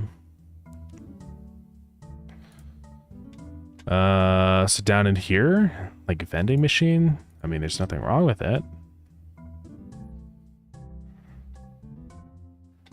Can I open file res fountain? Is it because I changed the... I mean, I changed it to magic fountain. Maybe that's what's happening. Oh. Oh no, that's the other one. Magic fountain. Open it. Maybe I just have to make sure these have been opened. I don't know, it's weird. Okay, anyways.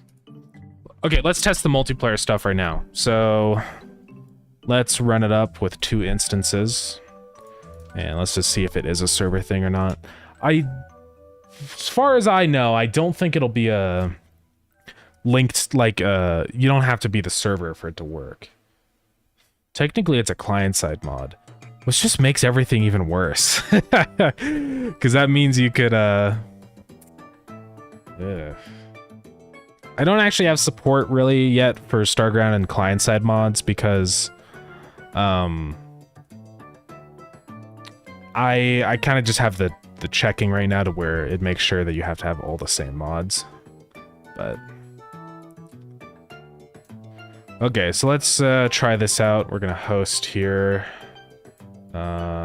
Just host a new game, and then the client will join.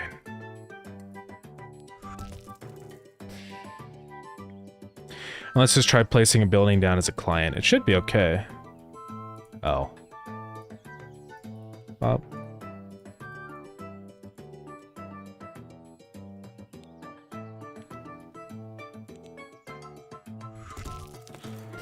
Alright, so let's go mine some resources.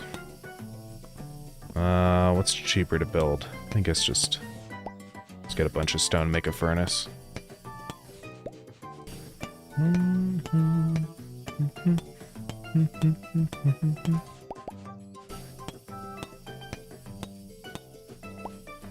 Okay. Yeah, it works just fine. It is not dependent upon being the server. So, Hadoxen, thank you for the follow. It's so horrible. You can just place it like that, and it's just like, what? Alright. This is the client, right? Just making sure. Okay. Then it should be fine on the server also. Let's just make sure. Yeah. Alright, well, I made that change for you, so I will... that will be pushed in the new thing. The experimental build, and you can use it. So, all you have to do is just set use grid and your loader script to false, and then it won't use the grid anymore. So there you go. Yeah, if people have mod ideas that I can help you implement into the base game easier, like, let me know. Because, like, I want to... every time that somebody does something like this, or, like, tries to implement some kind of functionality, it's good for everybody. Because now we just have an easy way to disable the grid stuff. And, like, is it super useful? Maybe not for this specific case, but then for a lot of other cases it can be. It's just I want to make the game more customizable, right? So this took me like 10 seconds to implement, so it's not really a big deal for me. If I can save you guys time and make your mods easier to implement, then yeah, well. Okay. So let's get back to our thing we're drawing. Huge hiatus. Game looks cool. Thank you very much. Yeah, it's my game, Starground. Been working on it for a little while now. I might make this a brighter thing. Maybe like that. Let's do one more up there. Alright. So we're getting pretty close to finishing this building. How did I come up with the idea for the game? So there's this game called Forager, and it's definitely a really cool game, but it's been kind of abandoned. I did really like the concept of this game and stuff, and I thought there was a lot more potential to be had. They were gonna actually implement like multiplayer and everything, and it was gonna be a much more complete thing, but there's a whole controversy with the developer, like claiming that they're the sole developer, and I think there's more behind the scenes that we don't really know about. I think there was maybe mistreatment of employees and stuff, you know, just a lot of drama that happened internally and stuff, and so they abandoned the game. But yeah, right. Things confirmed to come soon. Multiplayer mode. It's been a million years since, you know, the multiplayer stuff. So I think it's dead. hasn't been an update in like 5 years or whatever. It's over. So that was always like really disappointing to me, because I really liked like this kind of game, and multiplayer would have been awesome. And so I was like, well, screw it. I'm gonna make Starground. It started out being kind of just a pretty similar concept as to what Forager is, but I decided to really, I mean, things have progressed a lot since that point, I think. I never did the island buying thing. I mean, I think this can be cool, but I just didn't bother with that. So yeah, that's the whole inspiration that sparked Starground being birthed into existence, is the downfall of Hop Frog. So yeah, I'm happy with how Starground's shaping up. I think we've definitely I think at this point beaten the Forager clone allegations a bit more. You know, it's always so easy for people just to look at Starground and be like, Forager clone, but really when you actually like play the game, it's pretty different, you know, thing. Let's see, what does this look like if I do that? It's the variable name use tile. It's a use grid. So yeah, use lowercase capital G grid. I'll be putting up this experimental build really soon. Probably tonight. Like, if we can get this implemented today, this surge protector, then that's basically ready to go. Then people can actually start, like, playing the new planet. So, I think we're on track for getting that done today. I kind of want to see what that looks like. I like how that looks. Sometimes I do this, like, I break the rules of the outline stuff, because sometimes it just looks good. Like, I like how much contrast that gives this little edge bit here. So, I kind of like how this building looks, and then if we, you know, this will be the progress meter of like, basically just a countdown timer of until I can activate again, and this is going to be like a hydrogen tank. So, same time, who cares if it's a clone if it's well made? Yeah, it really doesn't. Like, I think I've thought a lot about this, you know, because obviously with Starground and stuff, like the cases where people actually claim that a game is a clone. And I think what it really comes down to is nobody cares at all if you're stealing gameplay. But people for some reason get very defensive about like visuals, you know? Or if a game even looks remotely similar to another game that is just instantly branded as a clone. I mean, you can think about stuff like any voxel game ever made. People instantly claim, oh, Minecraft clone, right? Just because it looks the same. So I think that's always an interesting thing. I think that's why there was a lot of, at least initially when I first started drawing assets for Starground, a lot of comparison. Because I'm not going to lie, the initial assets were pretty Forger coded, but really as time has gone on and I've like committed more to like a higher fidelity art style, I think it's really not been too much of a problem.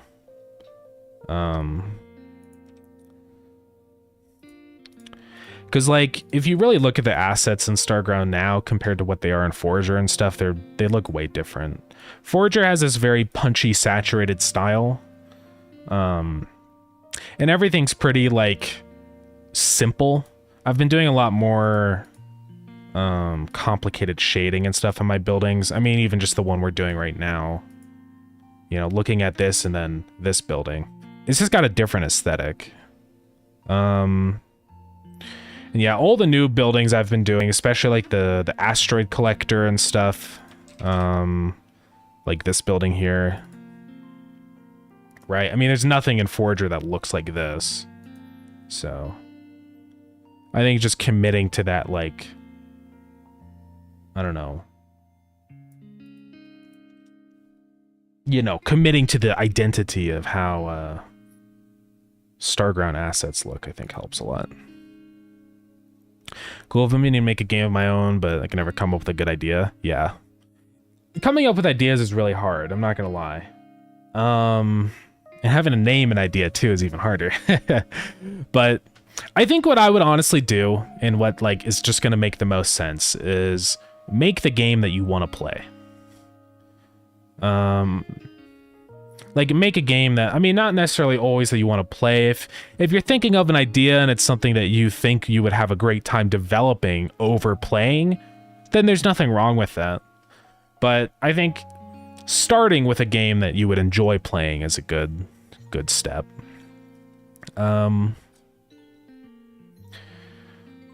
What I tend to do when I come up with ideas for games is like, I mean, honestly, like, there's no getting around building on the shoulders of giants. You just can't.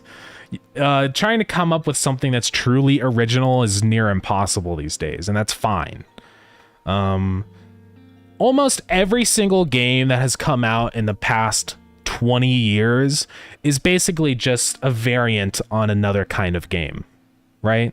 And even if you think of stuff that feels like it's new or whatever, like Balatro, really all this game is just a roguelike. And the roguelike genre has been around for decades. You know, it's all just spins and twists on things that already exist. Nothing is actually original. Literally nothing. Even like artists and stuff, you know, Leonardo da Vinci, he's just copying what he's seeing. That's what everything is. That's what every idea is. It's the same with like products and stuff. There's nothing new and special about the concept of a phone. There was already phones when iPhones came out, but Apple iterated and did their own spin on a phone, right? And that's really the important part. You can absolutely use another idea as your base because that's just, you have to. Everyone's already gonna do something before you. Like everything's been done. So just think of like a game you've played or something you've enjoyed and think about how can you tweak it enough to where you're able to like represent your own yourself into this concept. And that's what I would probably do. Forge's Furnace is so dark. Yeah, it is really dark, isn't it? Yeah. So hey, K-Mac, welcome in. And Micro, how's it going? Welcome in, everybody. D is the hardest part. It can definitely be hard. I mean, honestly, I would probably say, like, I don't know. It's, I would say, like, not necessarily the idea is super hard, but it's like the designing of that idea, I think, is harder. In my opinion. I've come up with lots of ideas, but it's like, how do we execute on this idea in a way that's actually fun? So, I've also been looking at making the mechanics I like. Sometimes those turn to a game. Yeah. Yeah, that's usually what I do when I'm approaching a new game idea, is like just making something that I enjoyed playing. So should have had an idea for the progression of that game I was gonna make. Oh, nice. Yeah. What's the plan for that then? I have a small Obsidian template to use, and each time I come up with an idea, I complete this template, even if I don't go forward with it. Yeah. Question asked when you're working sometimes, someone else's ideas to ask, how can I make this my own? Yeah, exactly. Like, don't worry so much about it. The more that you develop games and stuff, and the more that you see games out there, you start to realize that they're all kind of the same thing. And there's really not anything wrong with that. I never go to a restaurant and complain, I've already eaten food before. This is just a copy of that other place that also makes food. It's all the same thing. But not every single restaurant you go to is going to be the exact same kind of food, right? And that's the exact same thing with games. So, really don't worry about it.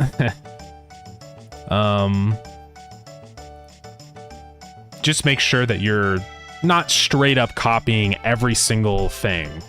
Like, don't copy... definitely avoid copying visual assets. It's fine if your game looks like another game, but if your game looks like the game that has the same gameplay as your game, that's where you start to get into, like, you know, copy allegations. Like, let's say you make, you know, I don't know, what's a good example? A sandbox survival game that's also a voxel game, it's going to be a Minecraft clone. It's going to look like a Minecraft clone, and there's just no getting around that, right? So you can copy gameplay, but just don't copy the art style of a specific game also. Vintage Story. Well, the thing with Vintage Story, I mean, that's why it gets all the allegations of being a Minecraft clone, but I definitely think the gameplay and survival aspect of Vintage Story definitely sets it apart. Like, Vintage Story is so much more survival-based than Minecraft. It's, I mean, yeah, you can build stuff and be creative, but it's so much more about, like, you know, like, how do I survive and eat enough and farm enough and deal with the enemies and winter, and, you know, it's like, you don't worry about that stuff in Minecraft. At least I don't. Roguelike has been around since Rogue. Yeah, which is like 1980 or something. It's like a long time ago. What? You've copied pizza? Yeah, right, nobody cares. I'll gladly eat more pizza. And that's what gaming is like. If you put out another kind of game, if you put out another automation game or a roguelite game, nobody's gonna complain that you made a roguelite or automation game, because there's so many people that enjoy those genres that who cares? It's just more to love. Just make sure that there's a reason for people to play your game over the others. You know, you have to have your own, like, value proposition. Agree, it's almost a cycle in game dev. Every 10 years or so, some garage developer comes up with an idea that becomes the next big thing. Yeah, right. Yeah, that happens all the time. It's just like, and like, yeah, I've also noticed that too, right? Where you're saying it's like a cycle. Like, I've seen a lot of like, so I think one really good example of this is, you know how like simulator stuff used to be really popular, I feel like, a long time ago. There were a lot of simulator games, and I think once graphics started to catch up, or like, a lot of gaming focus went away from simulator stuff because it was more interesting to look at pretty things. But now there's like definitely a resurgence of simulator games, I would say, in recent times.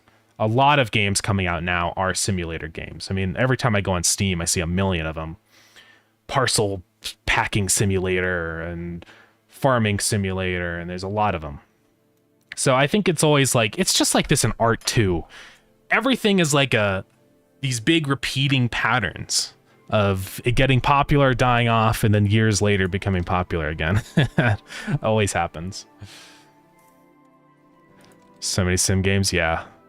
I know. There's just so many recently on Steam. It's insane. Like let's just go look at the homepage of Steam. Hopefully we don't find any bad games. But there's just constantly, like, especially if you go fast food simulator. It's got AI slop art, but they all do. Game about digging a hole is technically a simulator game, if you really think about it. There's so many. TCG card shop simulator. And if especially if we go to, like, I'm worried to go down there because there's going to be funny games, but let me go look. If you go down to, like, popular new releases and stuff, there's going to be a lot of simulator games in here. Yeah, like Parcel Simulator and everything. There's a lot. So. But yeah. So don't worry about it. That's the point. Don't worry about copying stuff. You kind of have to. You don't have a choice. It's a false decision or whatever that people make, right? It's not like you actually get to say, I'm making something that's completely original, because you kind of can't. It's not really possible. And even if you think that you're technically creating something original, what even is originality? Because, like, your thoughts and opinions aren't even original, right? The things that you interact with and have seen and think your experiences are original, but they're kind of not. I don't know. And also the fact that you're even making a game in the first place is not original, because people have made games before. So nothing is truly original. And I think the sooner that, you know, you just embrace that and move on, the better. So I think this sprite's done and ready to go. So let's start implementing this. When you get a chance, watch this video. It has a good write-up about doing a platformer. Oh yeah. What is this one? Ooh. I love getting ads. That's so cool. No thanks. I already have YouTube Premium. Yeah, I'll check this out for sure. Let me open this in the background. And pause it so it doesn't play audio. Okay. Hey, Troopin', what's up? Every book's just a remix of a dictionary. That's absolutely true, right? Yeah. It's all remixes. That doesn't mean you can't steal, but it does mean that, you know, don't worry about it. I always just focus on, like, how can I put myself into the game? I try not to, like, compare Starground to too many other games constantly and, like, think, like, well, this game is this, and I should also do that. I try to just think about it from a very objective standpoint, where it's like, okay, I want to do this, or this needs to be solved. It's like, then that way if you're coming up with your own solutions to those problems, by the end of it, you get a wildly different experience, you know, from a different kind of game. I've been looking at recreating old Atari games from the early days. Yeah, that'd be cool. That's another thing that I think is really interesting. Like an interesting thing for coming up with ideas is look at really old games. Because I think there's two cases that, like, are good opportunities for people coming up with ideas. And I'm just gonna draw it out. If I can find my... whatever, I'll just make a new one. So, like, the first one is just a game that's already active and popular here. And you can kind of branch off from that concept and make something similar but different. But then there's also another route to take, which is, like, really old games that were technically limited. You know, so you have something over here that was released, like, 30 years ago.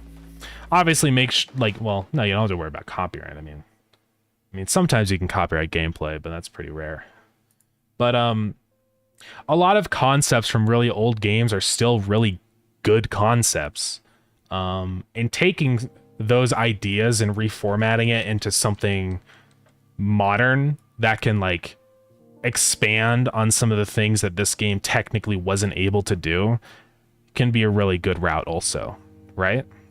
I mean, honestly, think about something like Balatro. It's technically like, it's just a reiteration of poker, right? Like, all it is poker, but just different. And it's taking advantage of the power of the computer to make things flashy and interesting, right? A lot of games do that. A lot of everything does that. Taking things that are classics and are good, but can be improved upon just because the technology these days is way better than it used to be. So, also think about that, you know, if you're struggling to come up with an idea, because there's so much potential there. I could think of a million games that I could list off, you know, old games that I've really enjoyed playing that just don't really have like a super great modern equivalent, you know? And so, definitely an area to explore. I'm not saying literally make the game that it was back in the day, but I think just taking like, thinking about why was that game so great? And trying to put that into your own modern day project. Let's get that at -8 offset. Okay, so this is going to be our surge protector. Get rid of the... Actually, we'll keep the progress bar. Call this surge protector. And we're going to move this around, this progress bar. So this is only going to be 2 pixels, or I guess 4 pixels. Nope, 2 pixels. And the height will be... Oh, I see it's got to start at the top. 0, -8, -6.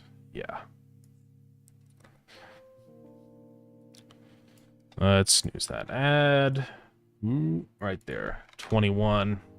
Now I'm going to say fill mode will be bottom to top, so that when it fills up, you can see, boom. It'll do it like that now. So I'm going to give this a theme override. That'll stay the same, and I'm going to make this unique for the fill. Or actually, that doesn't even need to be unique. Never mind. Let's go grab it from the battery again. I forgot. Because we changed the color of it using modulate instead of the actually setting the thing in the like material, because it's slow. Okay. So that progress bar is going to be my fan isn't doing enough. This is going to be kind of an indicator for when the surge protector is ready to prevent another surge. So delete this script. Not delete it, but get rid of it. Create a new script for a surge protector. And now this is going to be a whole new thing. So give this a class. Surge protector. Mark this as being like, we need a couple different variables. This is going to be var surge interval, which is basically how long it needs until it's like ready for another surge. I guess it would just be like surge cooldown. And let's just start it off at like 10 seconds. We're going to create another variable, which is var ready. If ready is true, that means it's ooh. Oh, I guess it's a variable in static body. Also, this is going to extend to buildable. So let's not call that ready. Var protection ready, I guess, yeah. There's not really a whole lot of code we have to do with this building, right? I mean, that's kind of almost it. What else do we even have to do?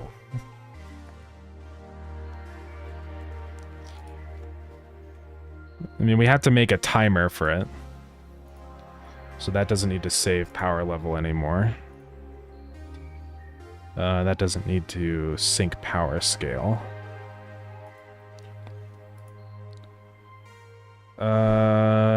Really doesn't need an inventory. Well, actually it will, because it needs that one item for the hydrogen or whatever. All right, so we're just gonna create a function, which is function, you know, check protect or whatever. And this is just gonna tell it if it can, you know, protect a surge. So we're just gonna say if building inventory dot inventory data at 0 is not equal to null. And this will go ahead and return a bool. So if it's null, then we return false. So now we're going to check if that dot ID is equal to Starground hydrogen. Now we also say if protection ready, then we return true. And now we're also just going to have a function which is function protect. And this is kind of just going to do the visuals and stuff of it. It's not really going to do much in here.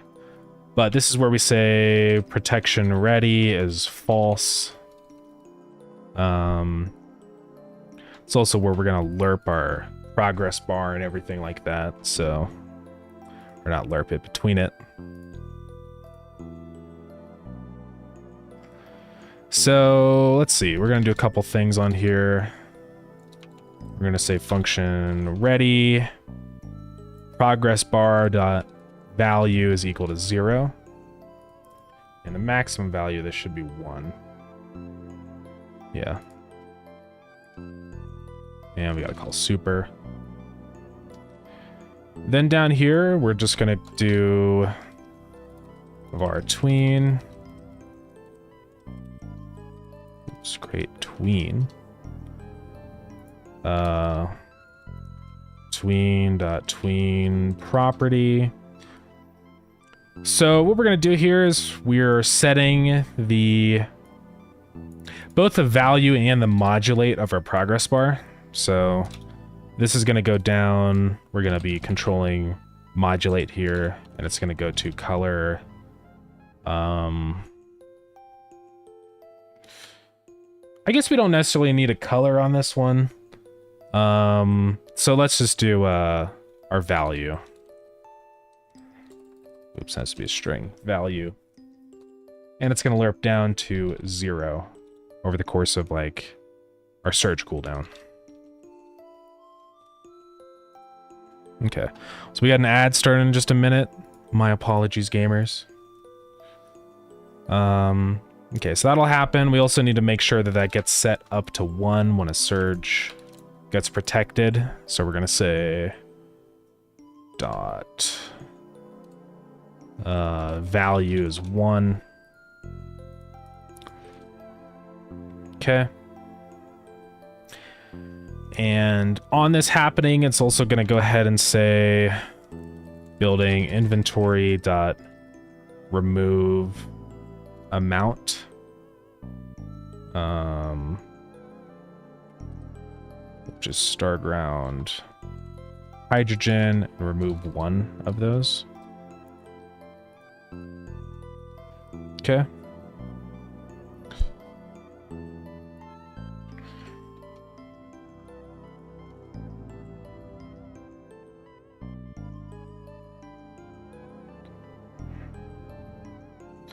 All right.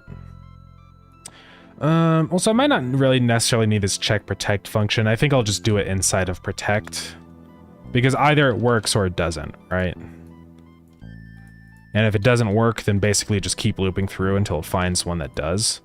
And if it loops through every single one in the network and it was unable to protect, then it just, you know, stops.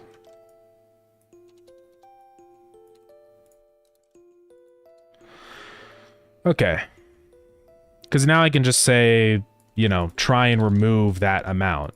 And if it was successful, then it returns true. It's just easier to do. So now I just say if that, we don't have to check that stuff anymore. Actually, I have to say if protection ready first and then that.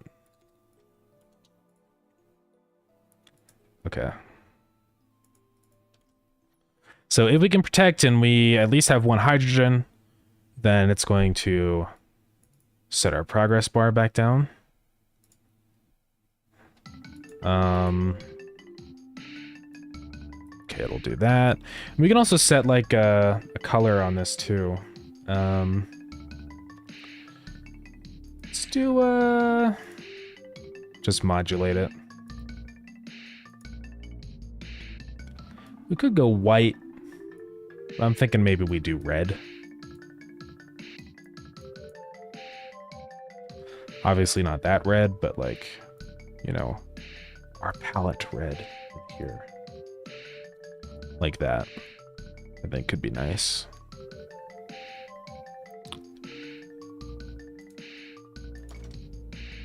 Alrighty.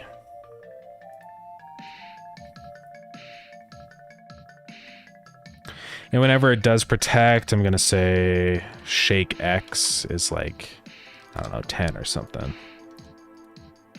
then I think I have to say start hit shake. I really should just have a variable in here that like lets me pass in a new value for what shake and stuff should be, instead of having to set it in the code and then run the function. I don't know why I don't do that. There's a lot of stupid stuff I do in here. Let me mention that though in here.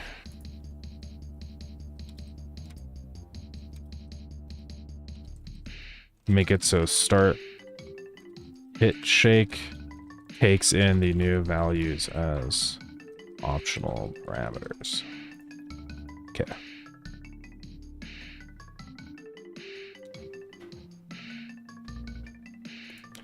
So I think that's pretty much, I mean, this is just the functionality of this. The rest is going to be doing this inside of the, like our power network. So I think that'll be it in here. So how do I do like the battery? I think I do that in buildable with the connection stuff. Basically everywhere I check for battery. Let's go find that.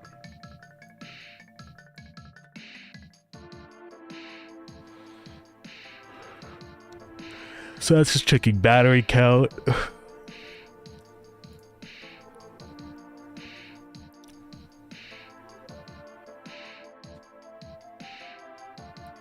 Okay.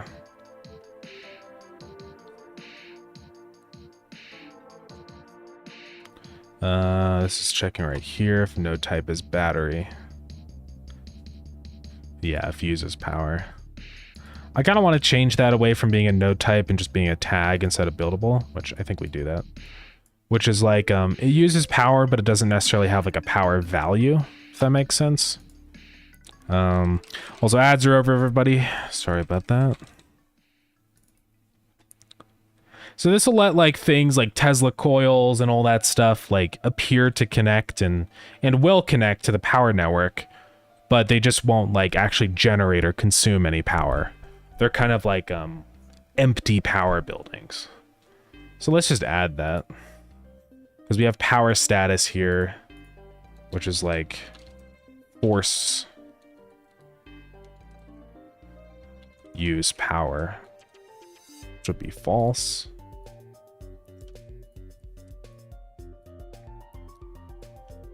So force use power. And then now we can go to stuff like our battery and say force use power is true.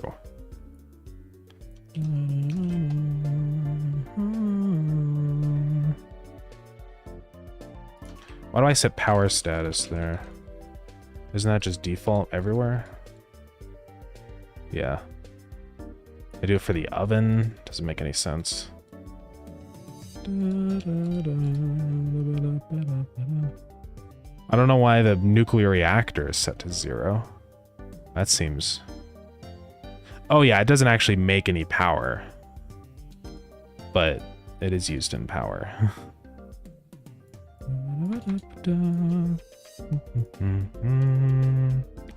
Yeah, anything that says power status 0 should just be deleted. Because there's no point.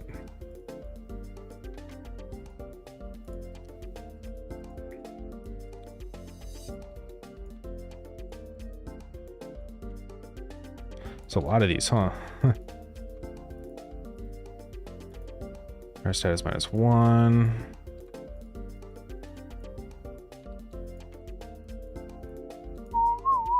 I guess I could just search specifically for this key and replace it. Hey, New Jank, thank you so much for the raid. Welcome in.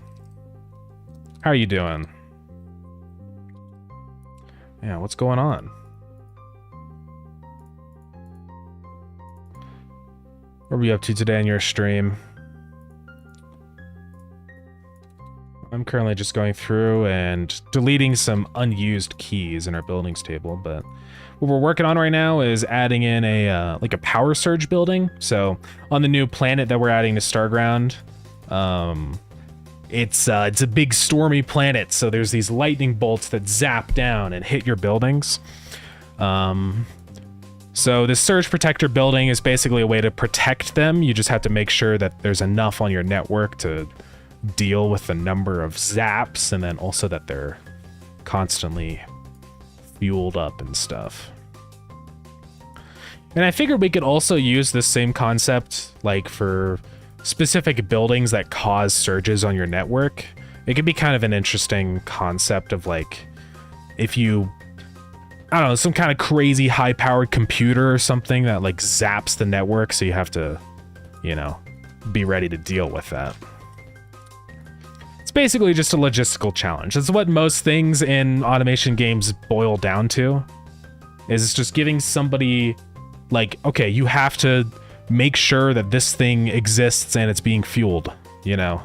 It's not necessarily required, but it's just a way to like make your automation mean something. Not too shabby today. Did a bit of smaller stuff. Yeah, give my worms a mustache. Nice. That's awesome. Yeah, that's cool stuff. Oh yeah, force use power. I should just call this force power.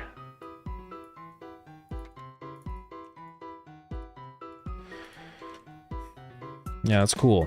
I definitely need to look at what like you've been working on and stuff. It's been a little while since I've been in stream. Yeah, from what I saw, it's looking really sick. The terrain you got in the grass was really awesome. I still have a tab open. I tend to leave my tabs open for a billion years. But yeah, like of the shell textured grass, I think that's a really cool like method of doing grass stuff. Because it's such like an elegant solution, you know, it's just stack some layers up on top and it tends to look pretty good. I've seen this done before with like, you know, just creatures and stuff with hair. Yeah, be cool.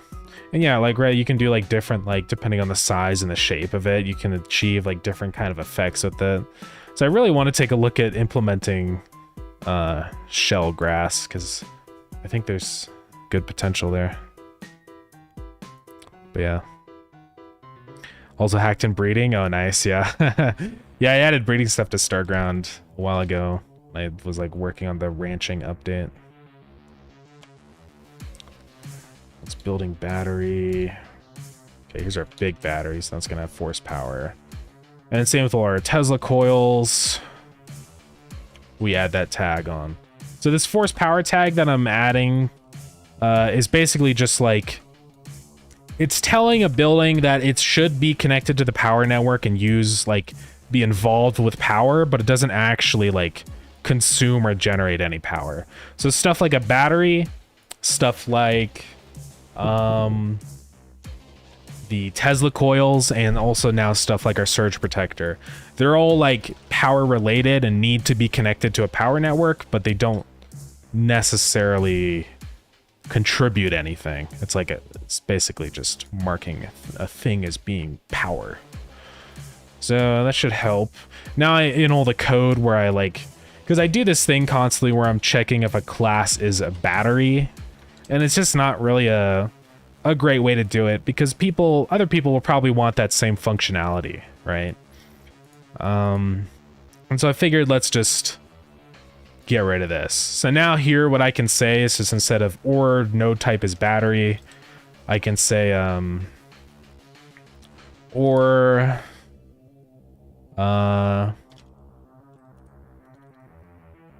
what do I say in here? I need to get like the object data. We just say object dot force power. So boom, there we go.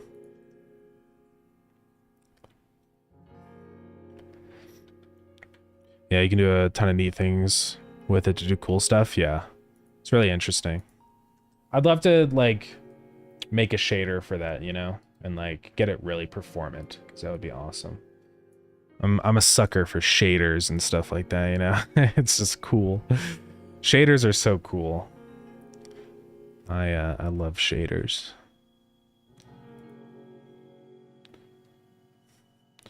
But yeah, I want to mess around with some grass stuff soon. I wanted like implement a shader to do like procedural plant generation stuff, you know? Where like you can just kind of define a region of where plants show up and then it just kind of does it. That makes sense. Because I think it'd be really nice for like automating like the creation of levels and stuff that are overgrown. I've kind of done that a little bit in Starground in a way. For the dungeons and stuff, now what I use is a shader for like pasting the fungus on top of the tiles. But I'd love to come up with a shader for that in 3D. That'd be nice. They're so much fun. They are daunting sometimes, but 99% of the time it's all in your head. Yeah, right? It's interesting. Like, it's very intimidating just because it's a different language and it's hard to like, it's hard to debug them because you can't just put in a print statement or something and see what the values are that it's creating. And I think that's where it trips a lot of people up. But really, once you dive into it and, you know,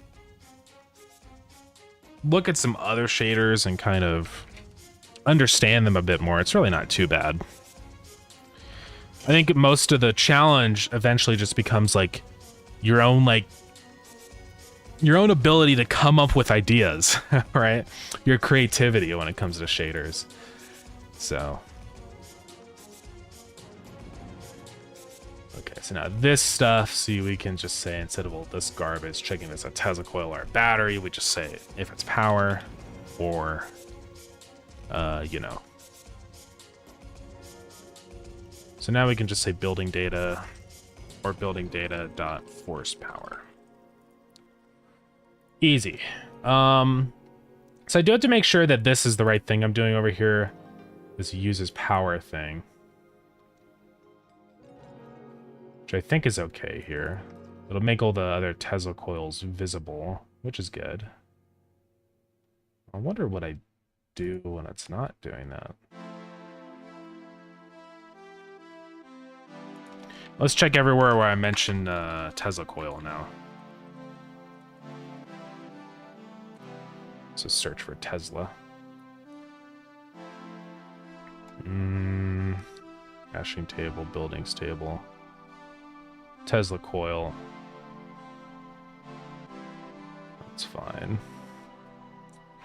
Yeah, it's true, the lack of debugging, and also just learning how data flows through the shader programs. Yeah, it's a lot different because, like, it's so visual. I think it's easy to get used to, like, how regular code is just numbers and stuff. Everything is a number that you kind of can look at and print and understand, or a string or something, you know, like text. But yeah, with shaders, it's just all visual. And I think it can be hard to conceptualize what different things are doing. Like, you know, what is actually a UV and stuff, just conceptually understanding all of the parts of a shader. But once you do, though, it's not too bad. It is really fun. I don't know, something about just how, like, it's so cool being able to just plug some numbers and textures into a shader, then all of a sudden a thing now visually exists. You know? It's like merging programming and drawing, like creating assets together in one. It's just really, it's fun. It's enjoyable. It's a fun little challenge. I mean, it's definitely hard. I don't go into a shader thinking it's going to be super easy to implement, but yeah. Oh, I'm setting this anyways. No, that's just in there. Well, then where do I actually set? I don't know. Closest Tesla. Get nodes in group.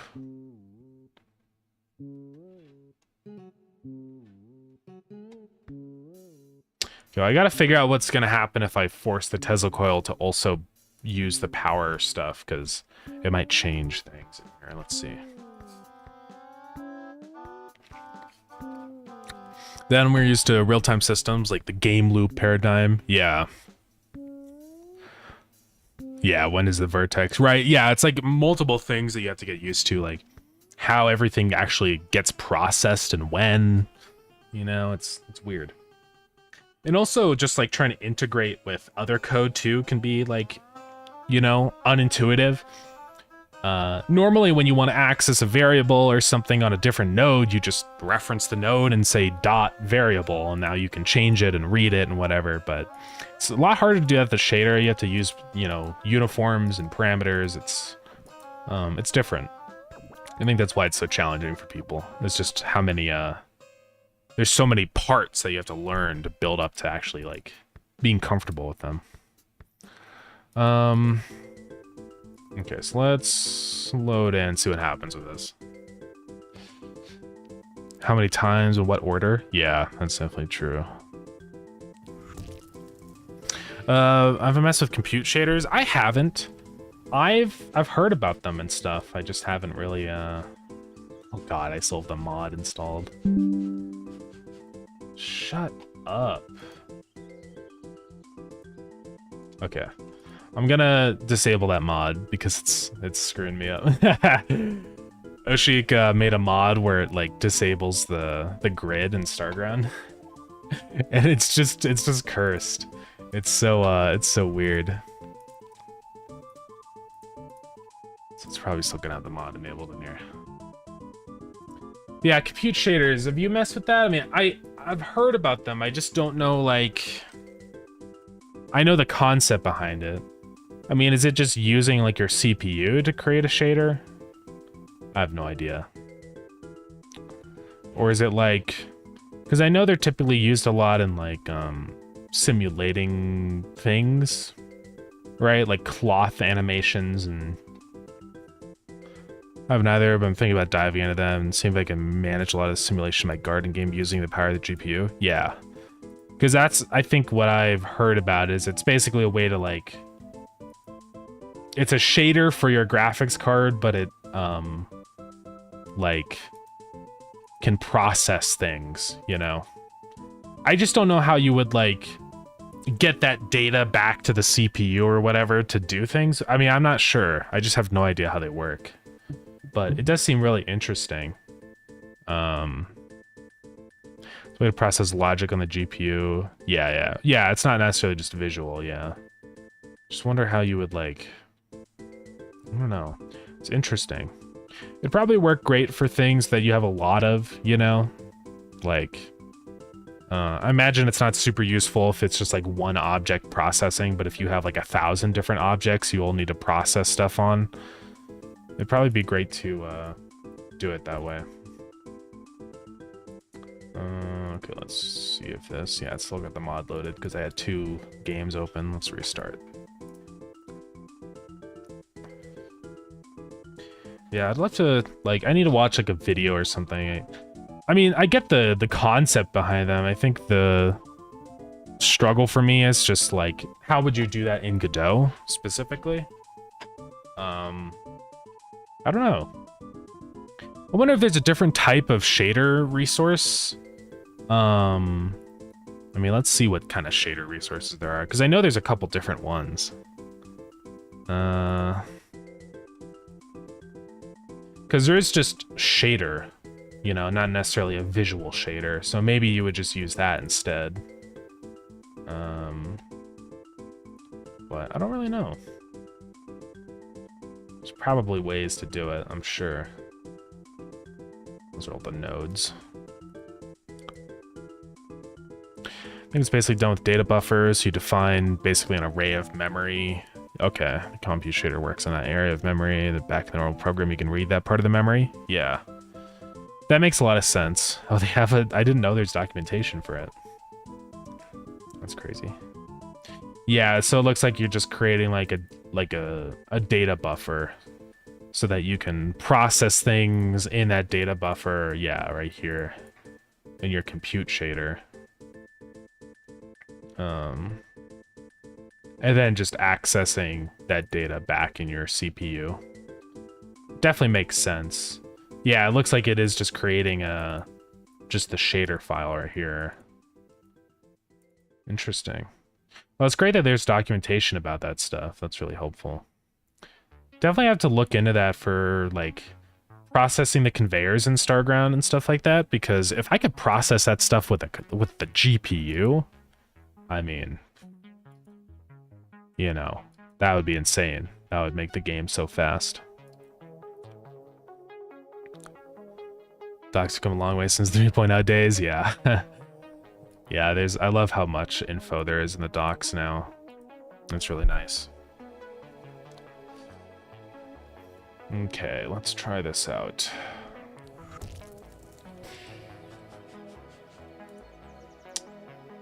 So it doesn't seem to matter if the Tesla coil, yeah, because what happens is that the Tesla coils will, any power building will cause all the Tesla coils to become visible. So setting the Tesla coil to force power, it doesn't really change anything, because also, why is the grid still, hold on, I think I forgot to set this back to true. Yeah. Whoops. So I think I can actually just simplify everything by now getting rid of the code that, or I can just go into the Tesla coil in here and just set show same indicators to false, because it'll, being a part of the power group, it'll show up anyways. So let's see what happens there.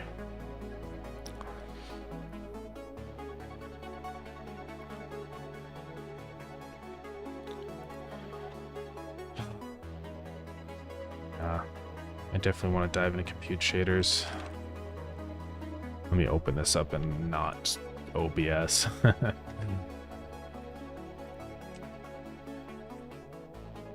Compute shaders. Is there no... Where is it? Using compute shaders, there it is. Yeah, rendering device. Yeah, definitely gonna look into this, because Starground is such a CPU heavy game. Just because there's so much like processing that's happening, the actual rendering of the visuals of the game is nothing, because it's all just predefined sprites, and also it's pixel art, so it means that the sizes of those sprites are like, you know, like 16 pixels, so it's so easy for the GPU to render everything. But yeah, the performance issues that come with Starground just have to do with the simulation side of it, of like, you know, also this didn't work, so I gotta figure that out. But you know what I mean, where it's like calculating all the conveyors and buildings crafting and just all the stuff. Okay, so now I'm wondering why this doesn't seem to work.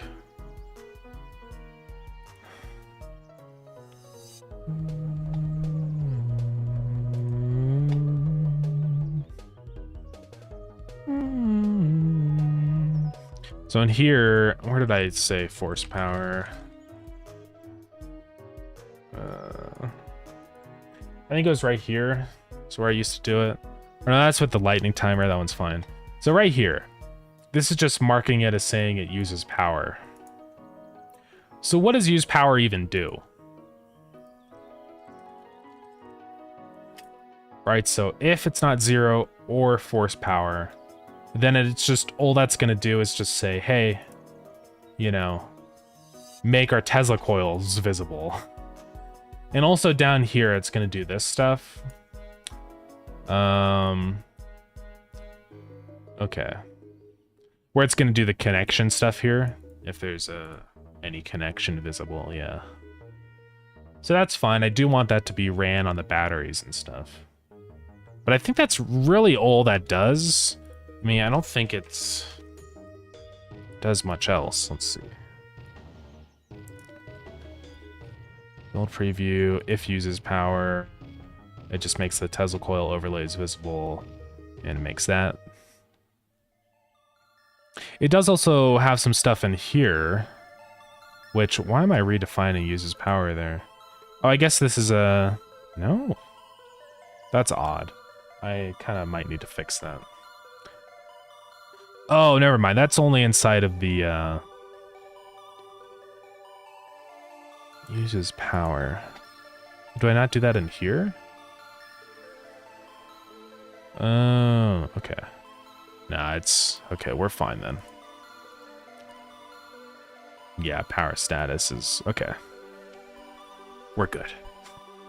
So why does it not still in here? I must have... Maybe I just didn't include by accident in our buildings table on the Tesla coil. Force power is true on here. I'm not sure why it's not working. Force power there is true. Does it work for like the batteries and stuff? Let's see. Yeah, it works for... Okay, so it works when you place down a battery, and you can see the little disconnection icon. Does it also work for... Oh, we don't have the surge protectors in here yet. We'll do that. But for some reason, it doesn't work when you place down a Tesla coil. I'm not sure why. Right? I must have another thing where I'm checking, like, the power status. I mean, that's what this is here. It's out of our build preview. It's going to say, doesn't use power. Then down in here, or object.force power. Weird. I'm going to print in here whenever I place or start building a Tesla coil. As far as I understand in here, it should be trying to make the Tesla coil things visible, but it's not. So it's very interesting. I don't know what's happening. Also, do you see that like snapping where it'll like start down here, then go over here? What's up with that? It does that all over the place. Is that just because it's the last location it was in? It is. Interesting. Why I can fix that. Location is snapping around. So why doesn't that code get ran at all? That's what we need to figure out now.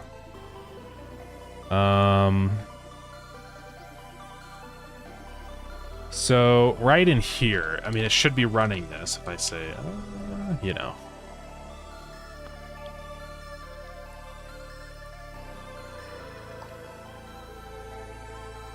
But it's not running it. That's so odd. Does it run it for other kinds of buildings? What? How is that not working? Why wouldn't it run in here?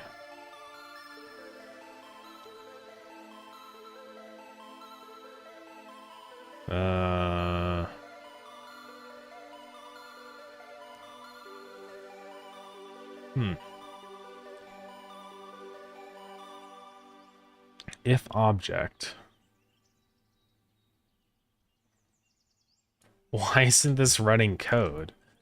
I mean, I'm in the right spot. This is the build preview node. Or right here, I say select new object. Unless it's not updating the code or something. Maybe that's what's happening. And then I select a building. That's so odd. Well, obviously there's some kind of... It must just be that I need to restart the game or something. This is very strange that I need to. Don't know what's up with that. Well, where did I put that stupid print statement? I'm just gonna have a couple of tests. So test 1, if object is valid. Test 2. And then down in here where it uses power and stuff. I'm gonna say uses power right here, test 3.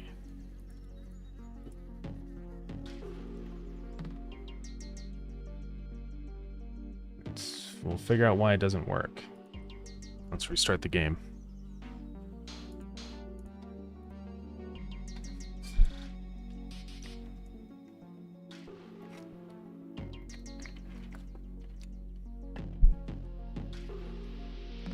Yeah, it's so odd. Wonder what's happening.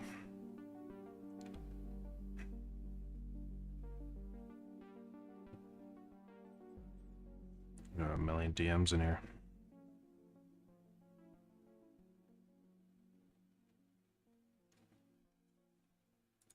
Okay. What is that one? Close that one. I think that was the... Oh, am I stupid? Was I opening the one in Steam or playing on the one in Steam that we opened? I might have been doing that. I might be really stupid. Let's see. No. Okay, why is the grid still? Do I have the mod? Okay, I do. Let's fully get rid of that. Make sure we don't have it open on Steam. Okay. Oh, let's try this again. Swear I'm going crazy.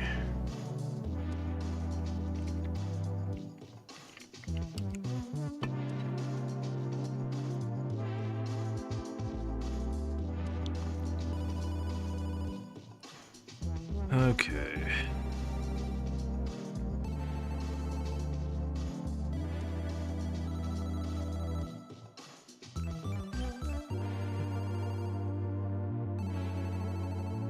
Let's load up our game. Uh-oh. Oh, we have to say building data dot object here.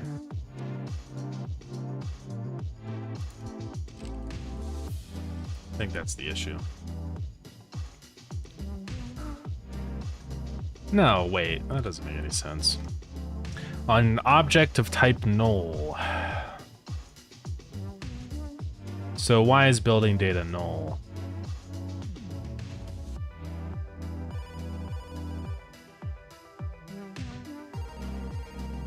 What object is this where building data is null? Because that should never happen.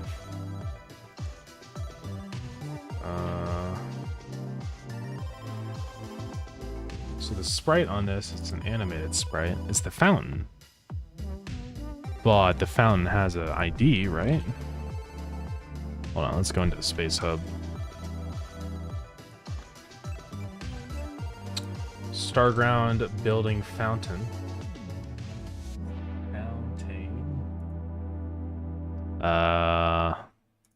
So why would that not work? Oh?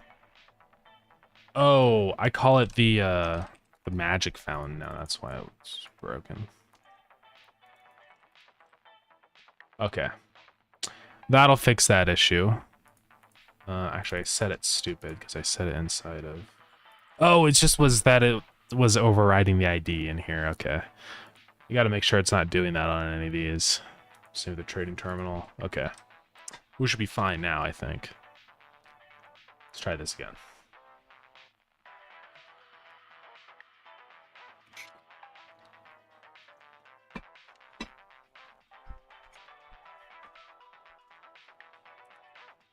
Alrighty.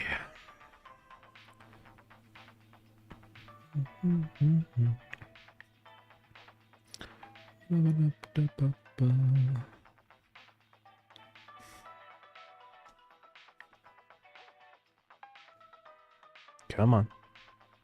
All right, let's see what happens.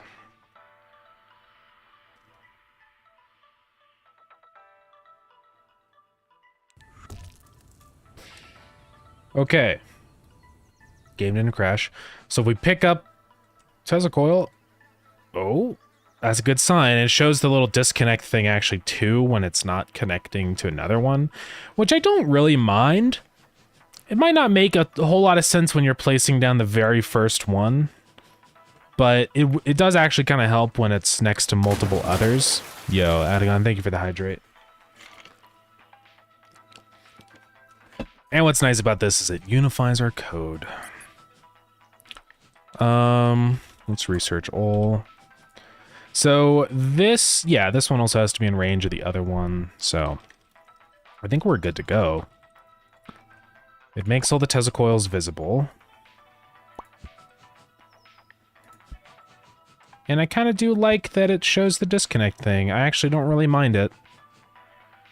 I mean, yeah, the very first one you place, it'll show that it's disconnected, but it's like it's just a little indicator of like, you're not in the radius, you know, just a further help and aid. Doesn't really functionally change too much about the building or anything, but yeah. Cool. And then that should work for batteries and everything still, which it does. Great. Cool. It'll work for all these buildings.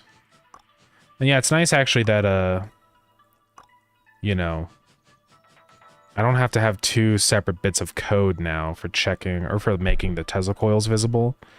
So we can go into here with Tesla coil.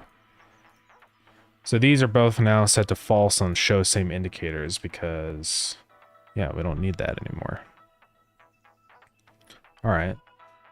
Sick. And yeah, you can see that it's running all three tests in there and stuff. So let's go fix that. Let's get rid of the tests now. I think we're good to go.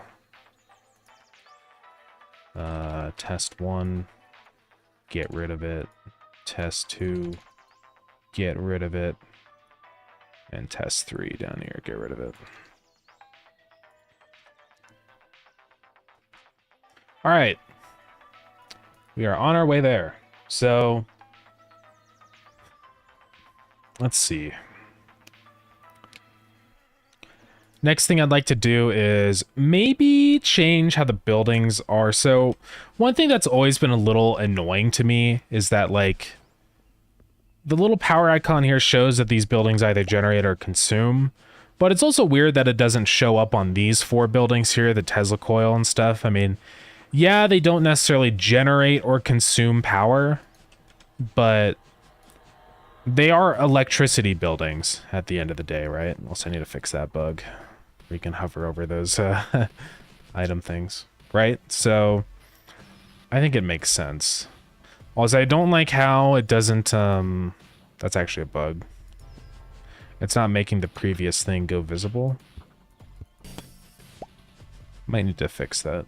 I guess maybe we do need this to say show same indicators. Which is fine if we must. I don't think it'll affect performance. Because now when we place a building down, it'll immediately show the new... What? Why doesn't it? I might have to restart the game for that to work. I bet it works here, though. Yeah. I just have to restart. So Tesla coil, those are both true now. I could just have a check where if it's already doing that anyways, then don't bother making it happen again. So down here, right, if it's doing that, I'll just say and, you know, Tesla coil, node type is not equal to Tesla coil. That way it's just not going to do it twice. It'll just be better that way. Because it can be laggy.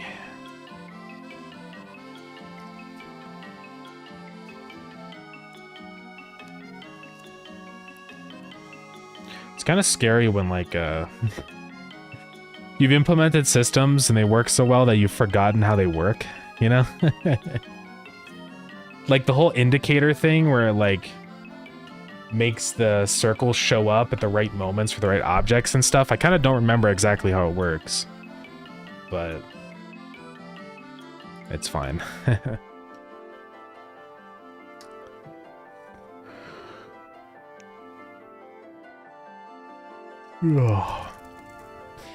Right, so now this will work. It should at least, if I give myself some copper ingot. And then if I place one down, I didn't pick up the copper. Awesome. Oh. Oh. Okay. So if I place it down, boom, it immediately shows the radius now. Cool. Epic. Yeah, this isn't bad. I don't really mind how it shows the disconnect icon. I think it's fine. I don't think it's really a problem, so I think we're gaming. So let's go ahead and also now add in our new funny buildings. Oops. Our surge protectors.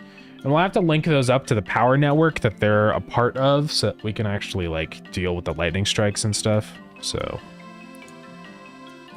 let's go ahead and do that. So let's go over to we want to go to buildings table.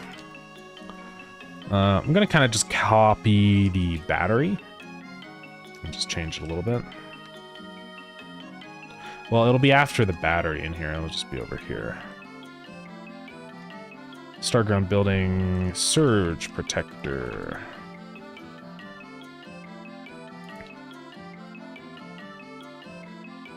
Scene is surge protector. That exists, yep. Sprites is surge protector. Object size is 2x2. Sprite offset will be, I think, -8. I already know that stuff's true. Building protector, waterproof is false. So this is going to primarily take Voltrum ingots. And what else would this take? I mean, probably wires. Voltrum wire, like a couple. And then probably some plastic. All right. So that'll be part of the power network. And Tesla coils should like, yeah, it should interface with these kinds of buildings, right? Where it's, yeah, it should be fine. I think we'll be okay. Okay.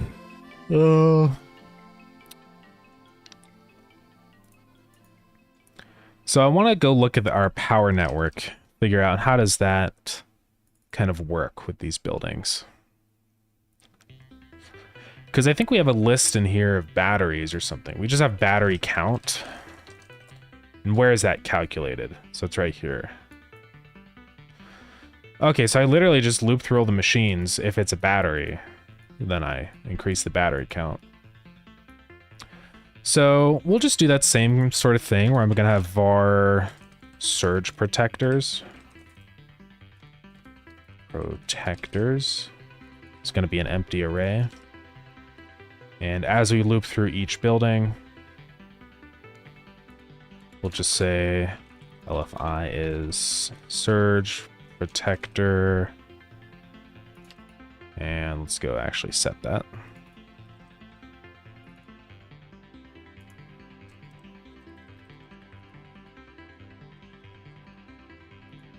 Okay, save that. Now, if we are a surge protector, then say surge protectors dot push back I. And on every loop of our calculating network info, I'm going to say surge protectors is back to an empty array. Okay. So that should be good to go. Just going to calculate all that. And then when our lightning strikes down, we are going to check that. Now, something we could do, possibly, is actually do our lightning strike calculations from our power network. And it would be interesting. Because instead of on the building running that timer, we just kind of run one for the... every loop of our process event, it kind of just calculates a probability that a building gets struck, you know? And picks a random one. It'll just loop through each building and say, if chance 1 in 100 is 1, then strike the lightning, you know? We could do something like that. It wouldn't be bad.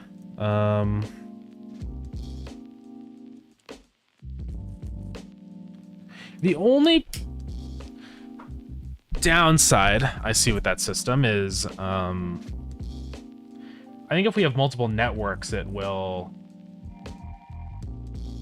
increase the odds of a building getting struck by lightning.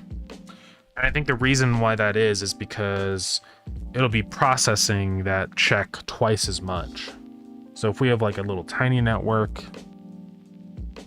it's going to be running that check by itself with the same odds for each building. And then the other one will also be running it. But I guess it won't matter, I think, because even though they process that twice, if it's two networks, it's still running that check the same number of times for each building. So all it's doing is saying, split it in half, where now this one processes 100 buildings and this other one processes 100. So I don't think it actually matters. I might do that instead of how I'm doing all that code inside of the building right now, because it's kind of a little annoying. In Buildable, how I have to have a timer and check all the stuff, and you know, it's just a whole thing. I'd rather actually just do that inside of our power network. So just get rid of anything that has reference to lightning. We can still have this function call here, spawn lightning. And that'll like process our lightning stuff, and then we're good. So lightning timer, max lightning time, we can get rid of that now. Now we don't need any of this stuff in here either. Because basically, if it's connected to our network, then it uses power. So there's no, we don't have to do any checks. We just know that it is susceptible because of its inherent nature. It uses power. So that's actually a lot cleaner way to do it, honestly. And I'm looping through every single machine here anyways. So I guess I'll have to loop through after I calculate all of our surge protectors, though. So that's fine.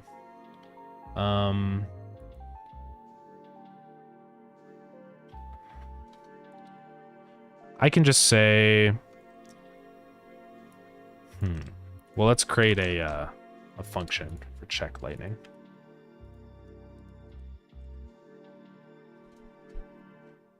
I'm just gonna say for I in machines. I'm trying to think if there's a way that I can pick random from a dictionary. I don't know if I can. I know you can do that with an array where you can grab a random key or whatever, but I don't think you can do that here, can you?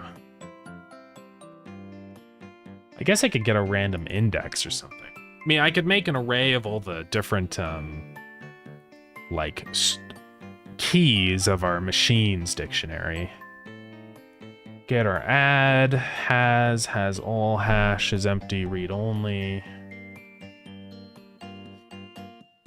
Keys. Actually, yeah, this just returns a list of the keys, so we can just call that and then do it that way. Oh, well then we can just say, pick a random key. Well, I guess I don't necessarily want to do that, because I want every building to be processed, so yeah, I'll have to do it that way. Now also we don't need this lightning timer business anymore. Let's just comment all that out for a second. Okay, so I think this checks, yeah, if an instance here is not valid, it deletes it. So after this step, we'll only be processing on buildings that are real and can be struck. So that's good. Oh, I lived through it multiple times anyways. I mean, it's not really a big deal here. I mean, here's the thing. This is one node. So even if it's looping through every single power building that it's connected to, it's really not that much of an overhead. It's already doing it twice. So I don't think I have to worry so much about performance. But I could probably merge these two things together down in here. So this is saying if it's valid, if I don't have to say that anymore. If I is not a battery, then that's where we calculate our power generation and consumption. So then down here, we're saying, yeah, why am I doing this way? I can merge these two loops together, because here I'm saying if it's not a battery, then just set the power generation and consumption. Then down here is increasing the battery count.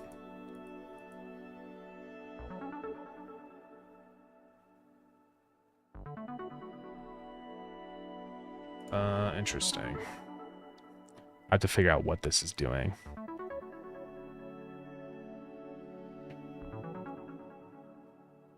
Okay, that's just how many batteries there are given the current power level. I see. So that's probably why I calculate power level ahead of time.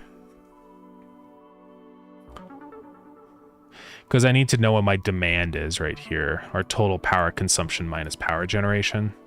So I don't think I'll be able to merge these two together. Although one thing that I can do though, since I'm already looping through and checking if those instances are valid, I don't need to do it here also. So I can just do that. And that kind of simplifies that code a little bit.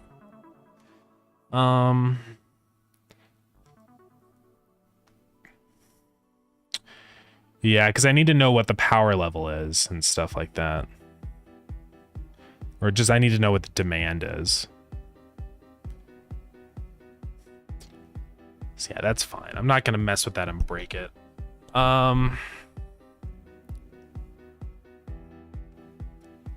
all the satisfaction stuff. All right. So now I'm just going to say for I and machines.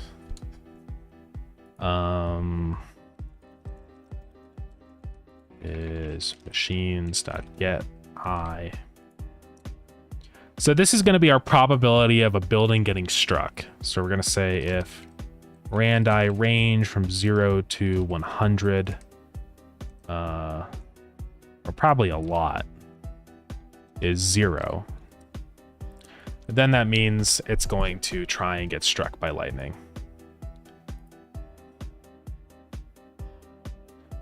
We also need to make sure that, like, it'll only do this if the power network itself is actually in,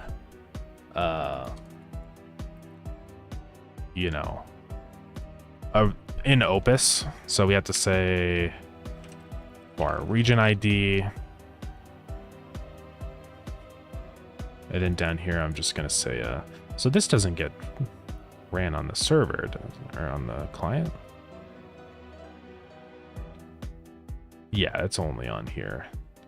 Yeah, server only. Okay, we're fine. So I'm just going to get whatever the region that this network is in down here. I'm going to say region ID is mod API to get region ID a position. Global. Well, that doesn't have a position, does it? How are we going to know where this region is, or where this power network is? Interesting.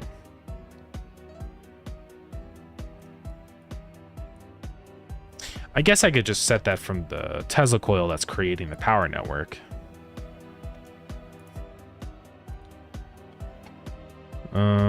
So wherever I create power network,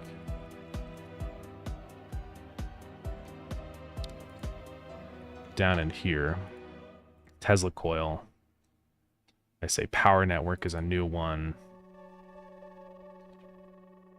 And then I say right here, So I don't have to say get parent on this anymore. I can say global.world child new network.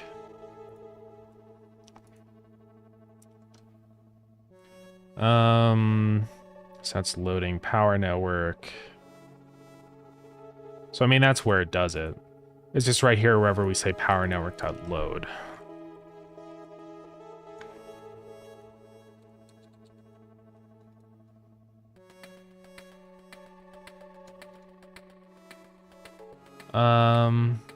Okay. I can also have a reference to this scene. I can say var power network scene. And this can be a static var.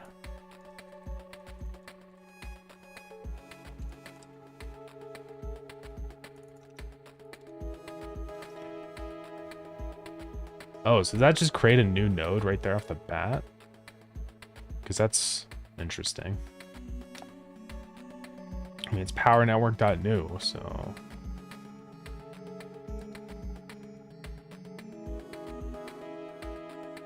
I wonder why I do that. I need to make sure I'm not accidentally duplicating the code. Let's see here. So does that ever get used here? On ready, this is running all this code. Force coil check. So I mean, what happens in here if nothing gets... Okay, so I'm saying... Okay, so... I'm running power network changed anyways, it looks like. And it's just gonna delete our power network. So I really shouldn't be creating a new power network node here. It doesn't make any sense. So I think we comment that out.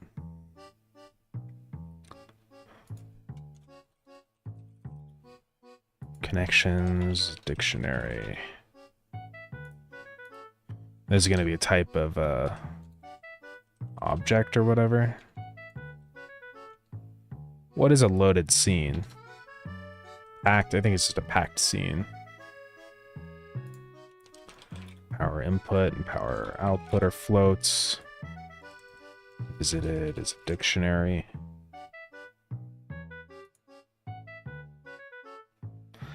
Okay, that might screw everything up in here, but we'll see. So anyways, back down to here. Now where we're setting this all up. So instead of saying load on our power network, we're just going to change that to that, .instantiate. So that'll slightly improve performance.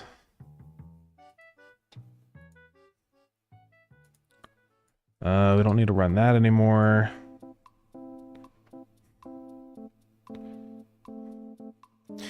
And then right here where I'm creating power network, this is where I can say power network dot region ID is equal to region ID.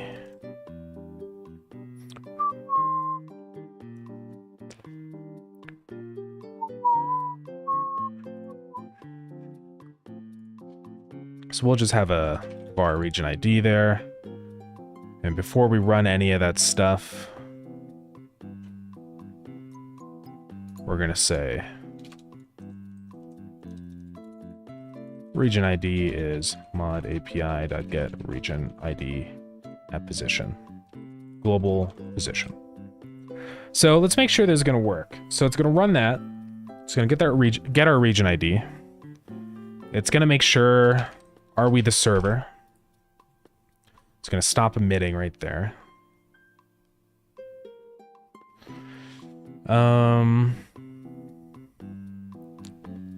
Area size is just going to play the water stuff, whatever.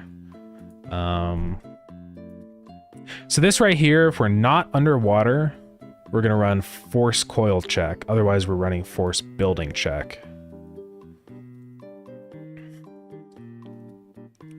And this is just going to add all the buildings to our network. Okay.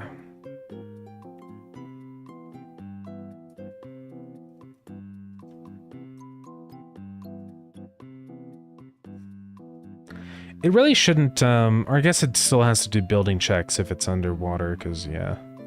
And then force coil check. This is where it actually, like, tells everything that the power network has changed and recalculates it all, so...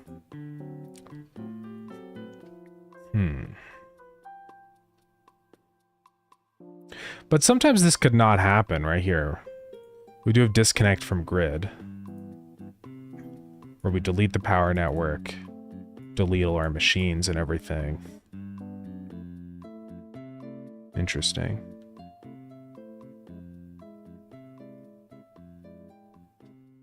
I think that might be a bug. Well, I gotta experiment with these Tesla coils now. Let's see.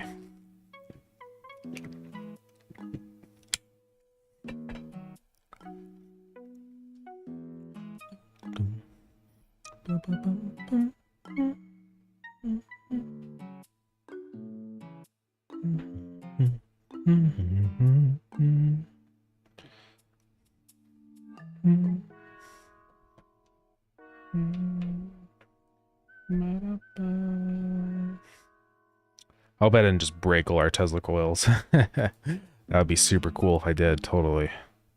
Not.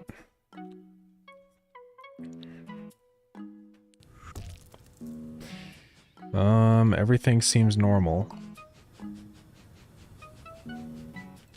But I gotta test some really specific cases. Because that's the thing here.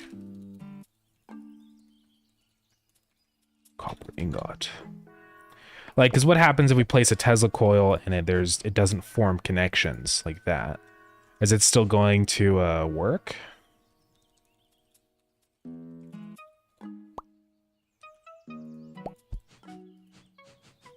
It does.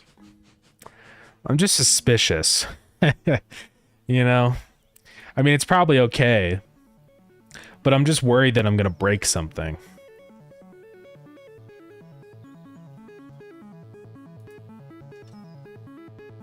Because I'm not instantiating this power network as a new thing anymore. But it seems like it's always running... Oh yeah, because here's the issue, is that if it's underwater and then we do that. I think that's maybe where the problem will come into play here. Let's experiment with this.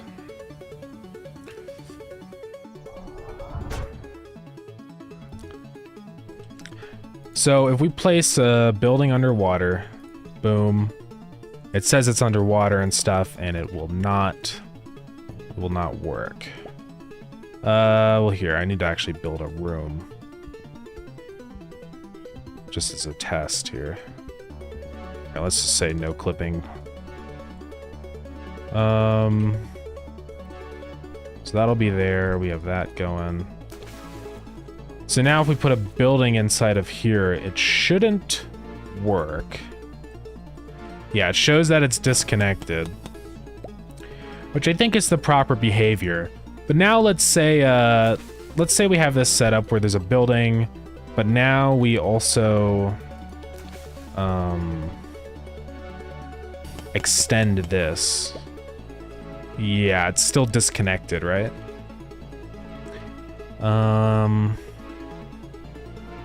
So that's odd.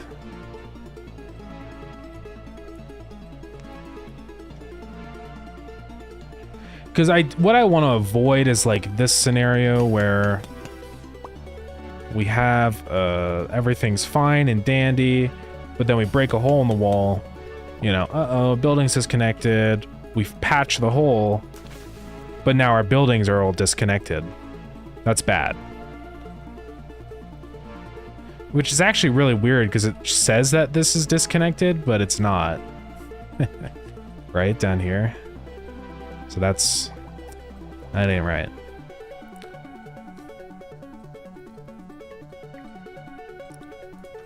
So it looks like this will run a force building check regardless.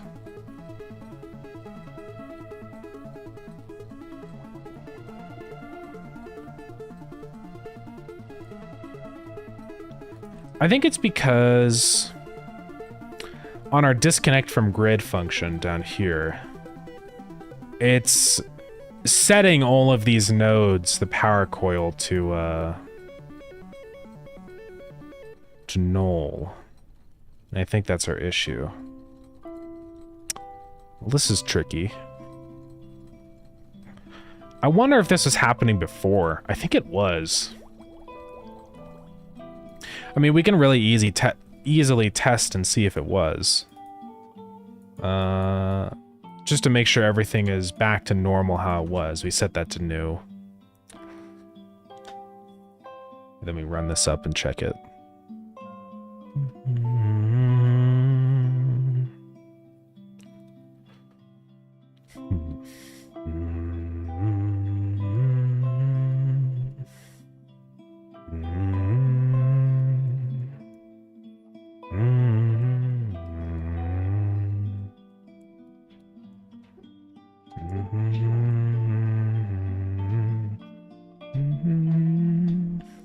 Come on, game, load. Okay, I also wanted to statically type these. Doesn't matter a whole lot, but might as well. What I want to do that for specifically is probably the power network, because it'll improve. It probably won't be a major difference to our performance of our power calculations. I mean, honestly, our power calculations run pretty freaking fast. I've never seen it, like, slow down. I think the biggest thing of it, like, is, I can't talk when I'm typing. Just the instantiation of it, like the initial creation. But client points will be a array. Battery count is an int. Demand is a float. Satisfaction is a float. Power low is a bool. Region ID is a string. Is server is a bool. Look at all that static typing.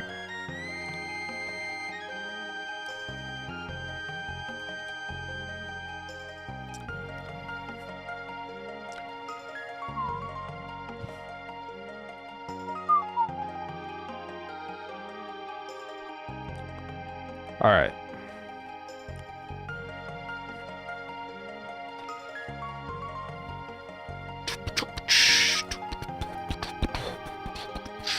So let's try this again, see if the same thing is happening. It might just be because our power network wasn't valid or something. I just want to make sure it's a bug that already existed, or if it's just because of the change I made.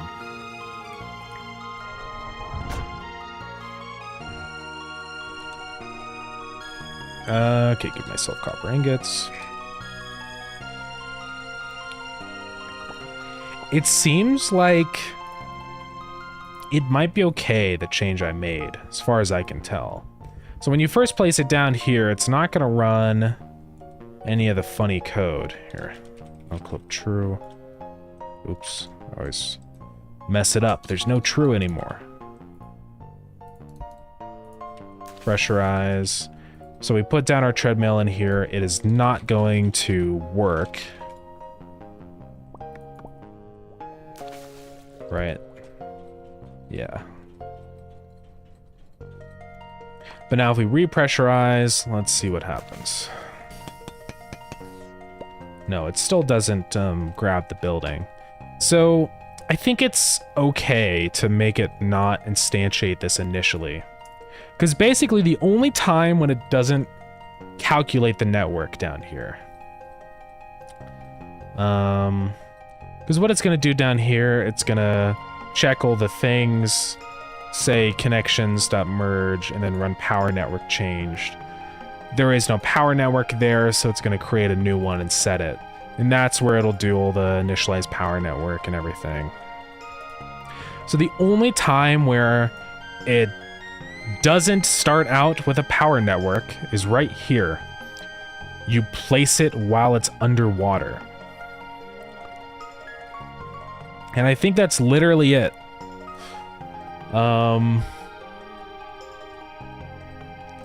But it kind of doesn't matter because your buildings that are connected to it, right? You're not gonna have a a working power network, so I think it'll be okay. So I don't think we need to instantiate this as a new thing initially, right? Just keep it null. Because also all these buildings check if the power network is not null, you know? So I think it'll be fine. I think what we could actually do even is down and disconnect from grid. We don't settle our machines to null. Just like this. And then that means that we can still connect things to this Tesla coil while it's underwater, but it just won't do anything. So we can do this setup, right? So it's underwater. Also, Mo Practice 11, thank you for the follow. So now we connect something to it like this. Also, it's not really underwater. It's a little weird. This is one of the bugs of our... uh-oh. What happened? Hold on, I gotta reset everything. I gotta fix this bug with our underwater rooms. Sometimes it can do weird stuff. Okay. Now let's connect a building like that, then break the wall. So you can see nothing happens on the network. Let's also try putting a building down here that can use power, like this. Okay, interesting. It shows that it's disconnected. Well, here, let's, oh, we got a crash. Is of a previously freed instance. Maybe that's why I was checking if it was valid. It's really odd because I'm checking literally right here, right? And then I erase it if it's not valid, but... Maybe erase or something like takes a frame to update or something.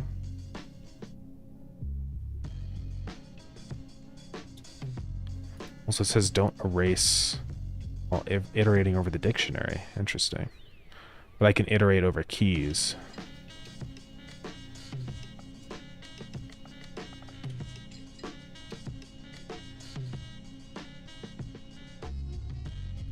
Machines, it's a dictionary. Doesn't it return a...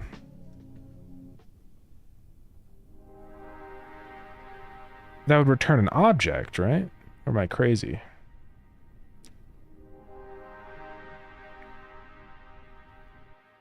Huh.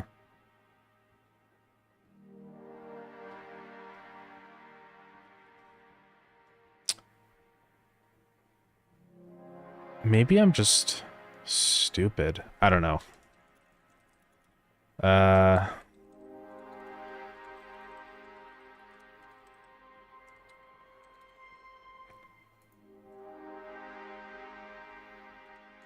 I'm just gonna say for key and machines dot keys. And now I'm gonna check, instead of this stuff, check the machine. Maybe that's why this whole time it's not safe. Because I'm accidentally skipping buildings that are invalid, maybe. I don't know. I'm not really sure. Let's try this out and see if it works. And save that. That would be very interesting if that was the case. Alright, let's place our collector. Boom. So that's connected, no power, that's good. So now we break this, and the game crashes. I wonder what I did wrong. This is one of those crashes where it does not show why it crashed. I can already feel it. Could be that we ended up in an infinite loop. Oh wow, this is an interesting one.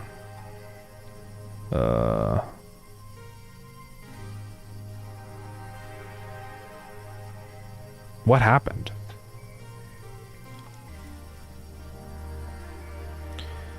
Alright, well, Godot was not happy with that one, so let's, Let's task manager it. Okay, there we go. I don't know what happened. It's not the typical crash. That's a weird one.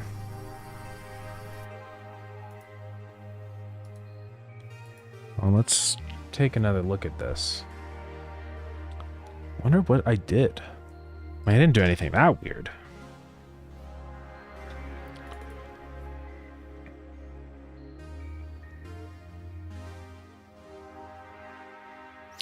Let's see if it does it again.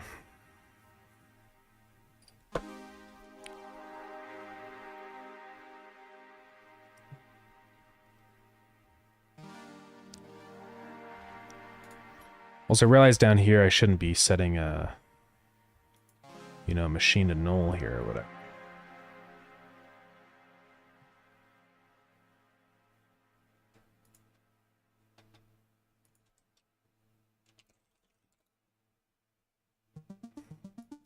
I guess I'm not.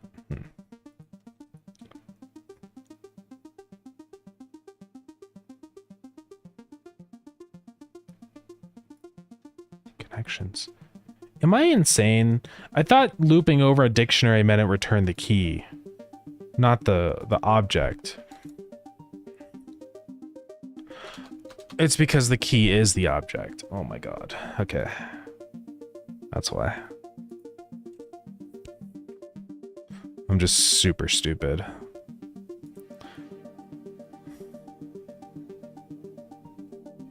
Alright, we're fine then. So, in this case, we don't have to say...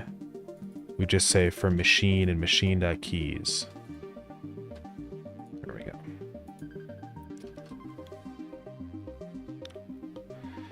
Alright, let's see if this crashes again. If it does, then I don't know what I did then. Created some kind of nasty issue.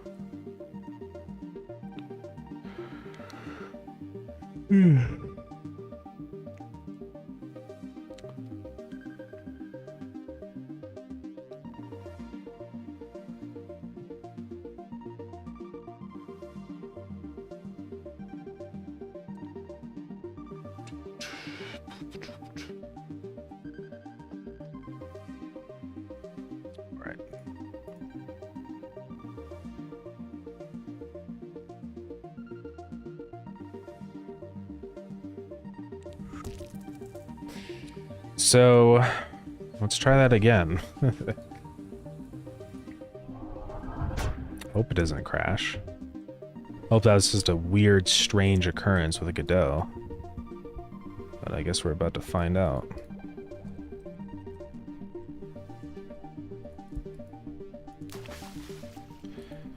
So, we're gonna put down a Tesla coil.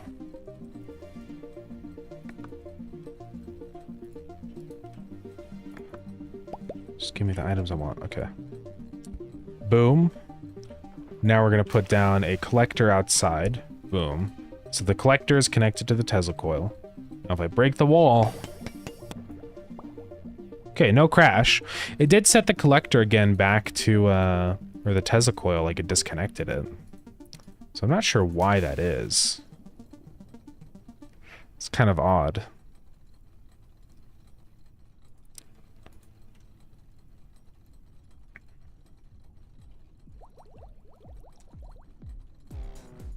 Actually, it's probably not that it's... I think this is what happened here. It's technically not actually getting rid of the machine, I think is what's going on. It just looks like it is, because I set the power visibility thing there. I think this is what's happening. So if I break this again, I place the collector down, and then I break it. Yeah, so it'll show now 0 consuming or generating. But if I put the wall back and repressurize, boom, it's consuming again. Okay, I think that's probably better behavior because it's really weird the other way around.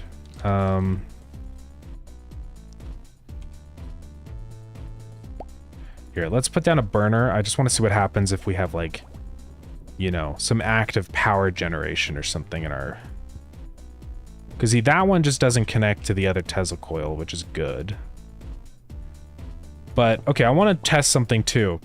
If this is out here and then it receives an update to its underwater status, like it stops being underwater, does it reconnect with the other coil? It does. So that's good. That's what I want to happen. Very interesting.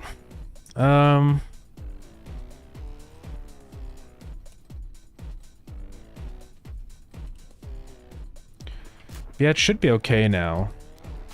And then if I like break this one down here, that should disconnect. Yeah. And if I put it back, it'll reconnect. So let's try this now if we're producing. So if I need this one to be underwater, so we'll do this. Oh. Okay, well, that's not good. There's enforced building check. Okay, so we do have a check here if network. It's because, interesting.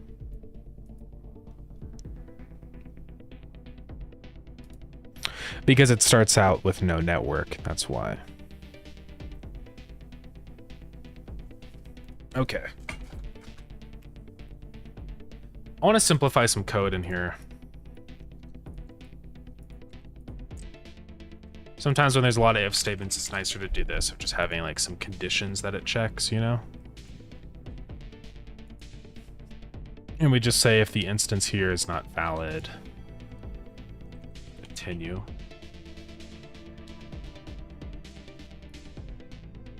If it's not in the group power, continue.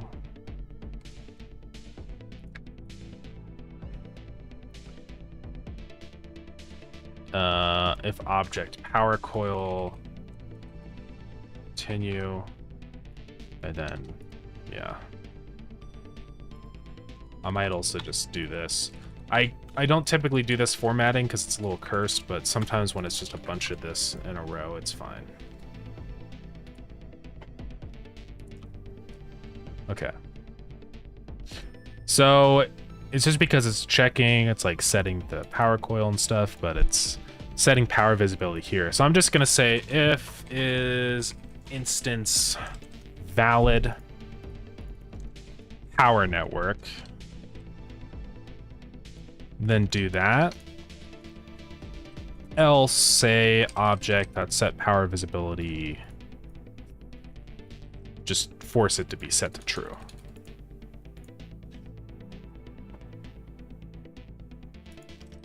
So I think that'll fix that issue. Oh, okay. So now when we place down a, let's just test all this, break all that. Also, this building is not showing the disconnect icon. Uh-oh.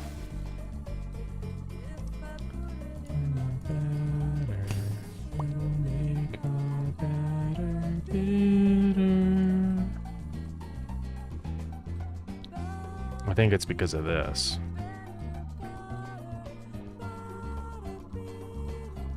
I guess disconnect grid is also how just any Tesla coil breaks. Yeah, it appears to be. So we need to like specify if this is like a temporary disconnection or a permanent disconnection, right? So, hey Goob, welcome in. How's it going? What are you up to today? Yeah, so I'm currently breaking my whole power network. I mean, I'm doing this because I'm detecting some odd behavior that's probably bad. So essentially, there's some weird things that happen with the Tesla coils and like underwater stuff. Because what can happen is if you place down a Tesla coil underwater, before what happened is that if you like put a building down or whatever, well, like it's a whole process, but if you had a Tesla coil underwater like this, right? Or no, not underwater. If you had a Tesla coil not underwater and then you put a building attached to it, to the Tesla coil. Everything's fine. But then if that Tesla coil goes underwater, this building will instantly disconnect. And so if you put another wall back down and fix it, all these buildings will still be disconnected. So that's the issue that I'm fixing right now, because I don't want these buildings to stay disconnected. That's bad, because it means if you ever have a hole in your wall, it destroys your whole factory, because you have to go through and replace all the buildings. Yeah, exactly. It just breaks the connection. So I really want to avoid that from happening. It should be damaged. Now you need a different start.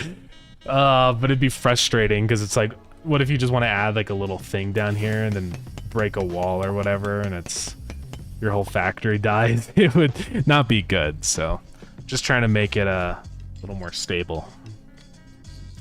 Putting the final polish on things, looking for a co-working stream for a bit. Ah, yeah, nice. Awesome. It'd be devastating, it would be. Yeah, your game's coming out really soon, right? It's on the 7th. I bet you've got a lot of work ahead of you right now. It's always... I know for like the launch date of Starground, it was a pretty hectic time. Oh, Friday? Oh, shoot. The 4th. What was I thinking of that was the 7th? I think something else is coming out on the 7th. Oh, yeah, the 7th is, sorry, Bear Like Lions game, Surf's Up. This game's coming out on the 7th. Yeah, okay. Sorry, there's two coming out at like almost the same time. Yeah. Oh man, so you got, yeah, Friday. That's pretty soon. Well, hopefully everything's in good shape and stuff. Yeah.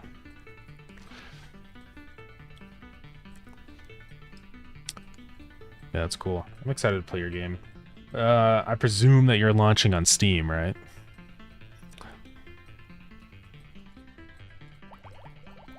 Release date was planned 2 months ago. Oh yeah, Stick My Game Design Doc. Nice, that's awesome.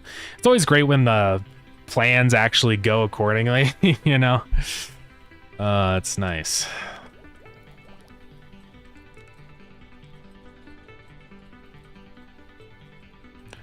Launch on Steam will be the end of July. Yeah. Yeah, the approval process does take a while. Okay. Yeah, just itch and GX games, nice. Cool. Yeah, with Steam stuff, I always try and get it done like super early, just so it's like ready to go. I have the, we're gonna be releasing the Starground OST pretty soon, so I kind of got everything for that ready to go and pre-approved like 2 months ago, because I just wanted to make sure it was all ready to go and like I don't have to mess around when it comes time for release. Now it just is, you know, July 14th, and it's ready to go. So be on the lookout for that, guys. It's going to be timed with this new update. Yeah, it's my first Steam game, so I want to do the process right. Yeah, that's totally fair. Didn't mind the way it wasn't even planned as Steam release. Yeah, I definitely think Steam release is a good idea. I mean, if you aren't releasing on Steam, then that's kind of not good. Also, this is another thing too that is like a potential problem here, if I give myself some more cobalt ingots, is what happens if the buildings are underwater initially, right? Because I do want these to be able to reconnect once the water is cleared out, right? Like that, and then you can see, let's see, is this working? No, it's not. So that's something we also need to take a look at. Yeah, tricky. I'm not charging for the game, but I'm going to do the dev support DLC. Ah, yeah, okay, nice. Yeah, that's always a good way to do, like, free game stuff, you know? I mean, I really see either there's, like, two routes, which is, like, with free games for monetization, which is, like, doing, like, the support DLC or loading it with microtransactions, but I think support DLC is definitely, I think, morally a little bit, better. You know. But yeah. It's funny, Starground does have like a lot of like with the skin system, that's such like a microtransaction type of feature, but I never want to make it a microtransaction. I think it's just The day that Starground has microtransactions is the downfall. It's never gonna happen. I'm not completely locking myself off from any DLC ever. You know, maybe one day in the distant future, I would do an expansion for Starground, like adding a new solar system or something. I wouldn't be entirely opposed to that concept, but yeah, I don't think I'm ever gonna do any like, you know, cosmetic DLC. It would just be like an actual expansion to the game. Microtransactions would be pretty funny from a game considering the topic. That's true, yeah. Man. So let's see here. Oh yeah, by the way, guys, for everybody that owns Starground, I've been back and forth with Steam support for like a month. I've been trying to figure out why the dedicated server wasn't appearing on people's libraries, and it's apparently just because something was broken with Steam. So they added it for me to my store package. Is everyone able to see the dedicated server in their library now? So if you guys want to check on that, you might have to like go to manage and properties and you know, verify integrity, or you might have to restart Steam for it to appear. I am not sure. But let me know if you guys see it in there now. It's been a hassle, guys. Steam usually is pretty good about stuff. It was just frustrating because like it took so long for them to like get somebody to help me do it. Like basically what happened in here was, if I go in here, I mean, I'm not gonna show you guys the people and stuff because I don't want any bad blood, but just like what happened in here. So I just sent a message. I'm like, hey, people aren't seeing the tool in their library. Like, is this a Steamworks thing? Like, what can I do to fix this? And then they say, yeah, add it to your store package. I'm like, okay. Hey, I'm trying to add it to my store package. It doesn't work.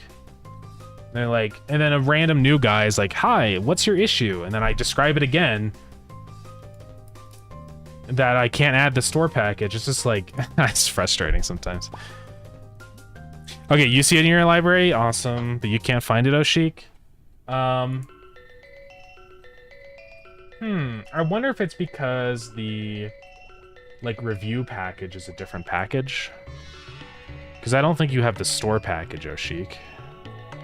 You have the this pre-alpha testing package. So actually, let me see if I can add it to there for you.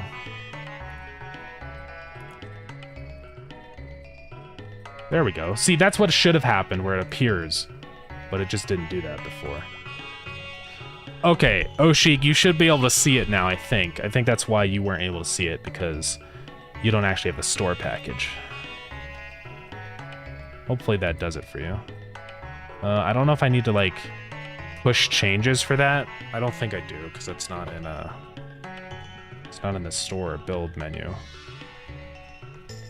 Yeah, right. People that bought it should be able to see it. Yeah, it's just an issue with, that's probably what it is. Let me know, Sheik, if that's showing up now. It might take a minute for Steam to, like, update that, but hopefully it does. Well, that's frustrating. I wish there was documentation explaining that that's what you actually have to do. It was just annoying. I was like just wading through all the different settings on Steam and being like, I have no idea what thing I'm supposed to do to make this work. Wait a bit, yeah. And if it doesn't show up, you can try verifying. Sometimes verifying like forces Steam to update stuff, so you can try that. Just go to properties and verify integrity, and that might make it appear in your library. So, of the official build doc video for the Steam Pipe's like 8 years old. I know, it's funny, it's crazy old. I guess if you know nothing's different, there's no need to change it. All right. Well, I'm gonna have to end stream here in just a minute. I'm gonna keep working on these Tesla coil things. I think we're pretty close. It's just a matter of just tweaking a couple of these things, like just odd things that are happening. I think my issue really here is that I'm running disconnect from grid whenever it goes underwater. And so that's kind of our problem, is that it's like, it's running the code that like makes everything break. Because that's the same code that we run whenever like down in here, whenever like we delete the building right here, disconnect from grid. So I think I just need to change that. Don't make it run disconnect grid whenever the water gets broken or whatever. Because it's just odd and confusing. I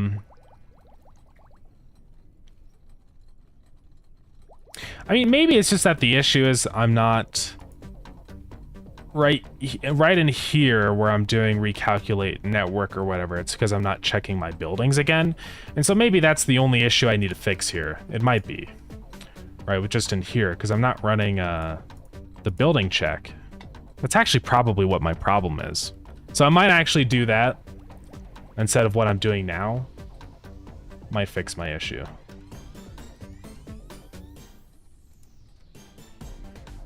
Yeah, because I say underwater changed. Connect force coil check. That's my guess. So in here, am I still doing all the regular stuff? Yeah, deleting it. Let me also do and check machines and stuff in here. I don't know. I'll work on this later. I gotta go eat dinner and stuff, but I think that might be the only thing I have to fix in here. That way the buildings won't connect when they're underwater. But as soon as the pressurized state comes back, then all the buildings will reconnect to the Tesla coil. And I think that's the problem. And so we'll fix that. And then I'm gonna get these surge protectors integrated into everything. You know, we've already got the sprite and the code set up for it. It's just a matter of doing all that stuff inside of the power network. So Nameless Coder, sorry. Yeah, we're ending off stream right now. Been going for just about 4 hours, so let's go pick somebody to raid. Just about 4 hours. Oh, shut up, me. just about. All right. I wish I could stream longer, but you know, it doesn't always work out. This person's title is crazy. Godot. Who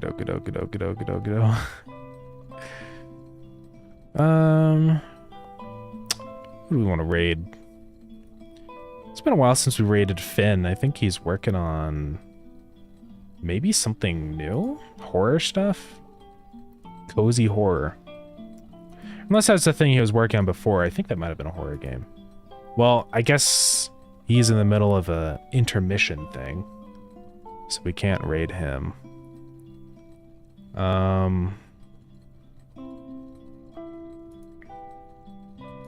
Dobbs is doing stuff. I think it's been a little while. He's working on a boat. We could check that out. MDX Kai? What's that?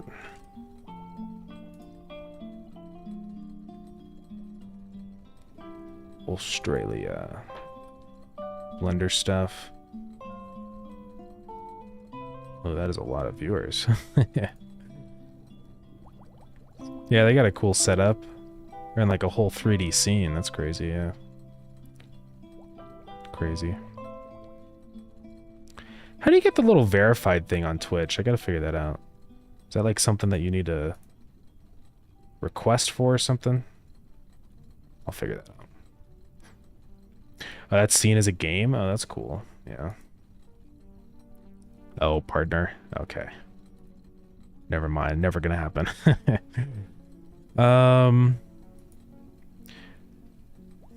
It's intimidating to raid people with too many viewers because it's like I'd rather raid somebody where it means more, if that makes sense. So let's raid Dobbs.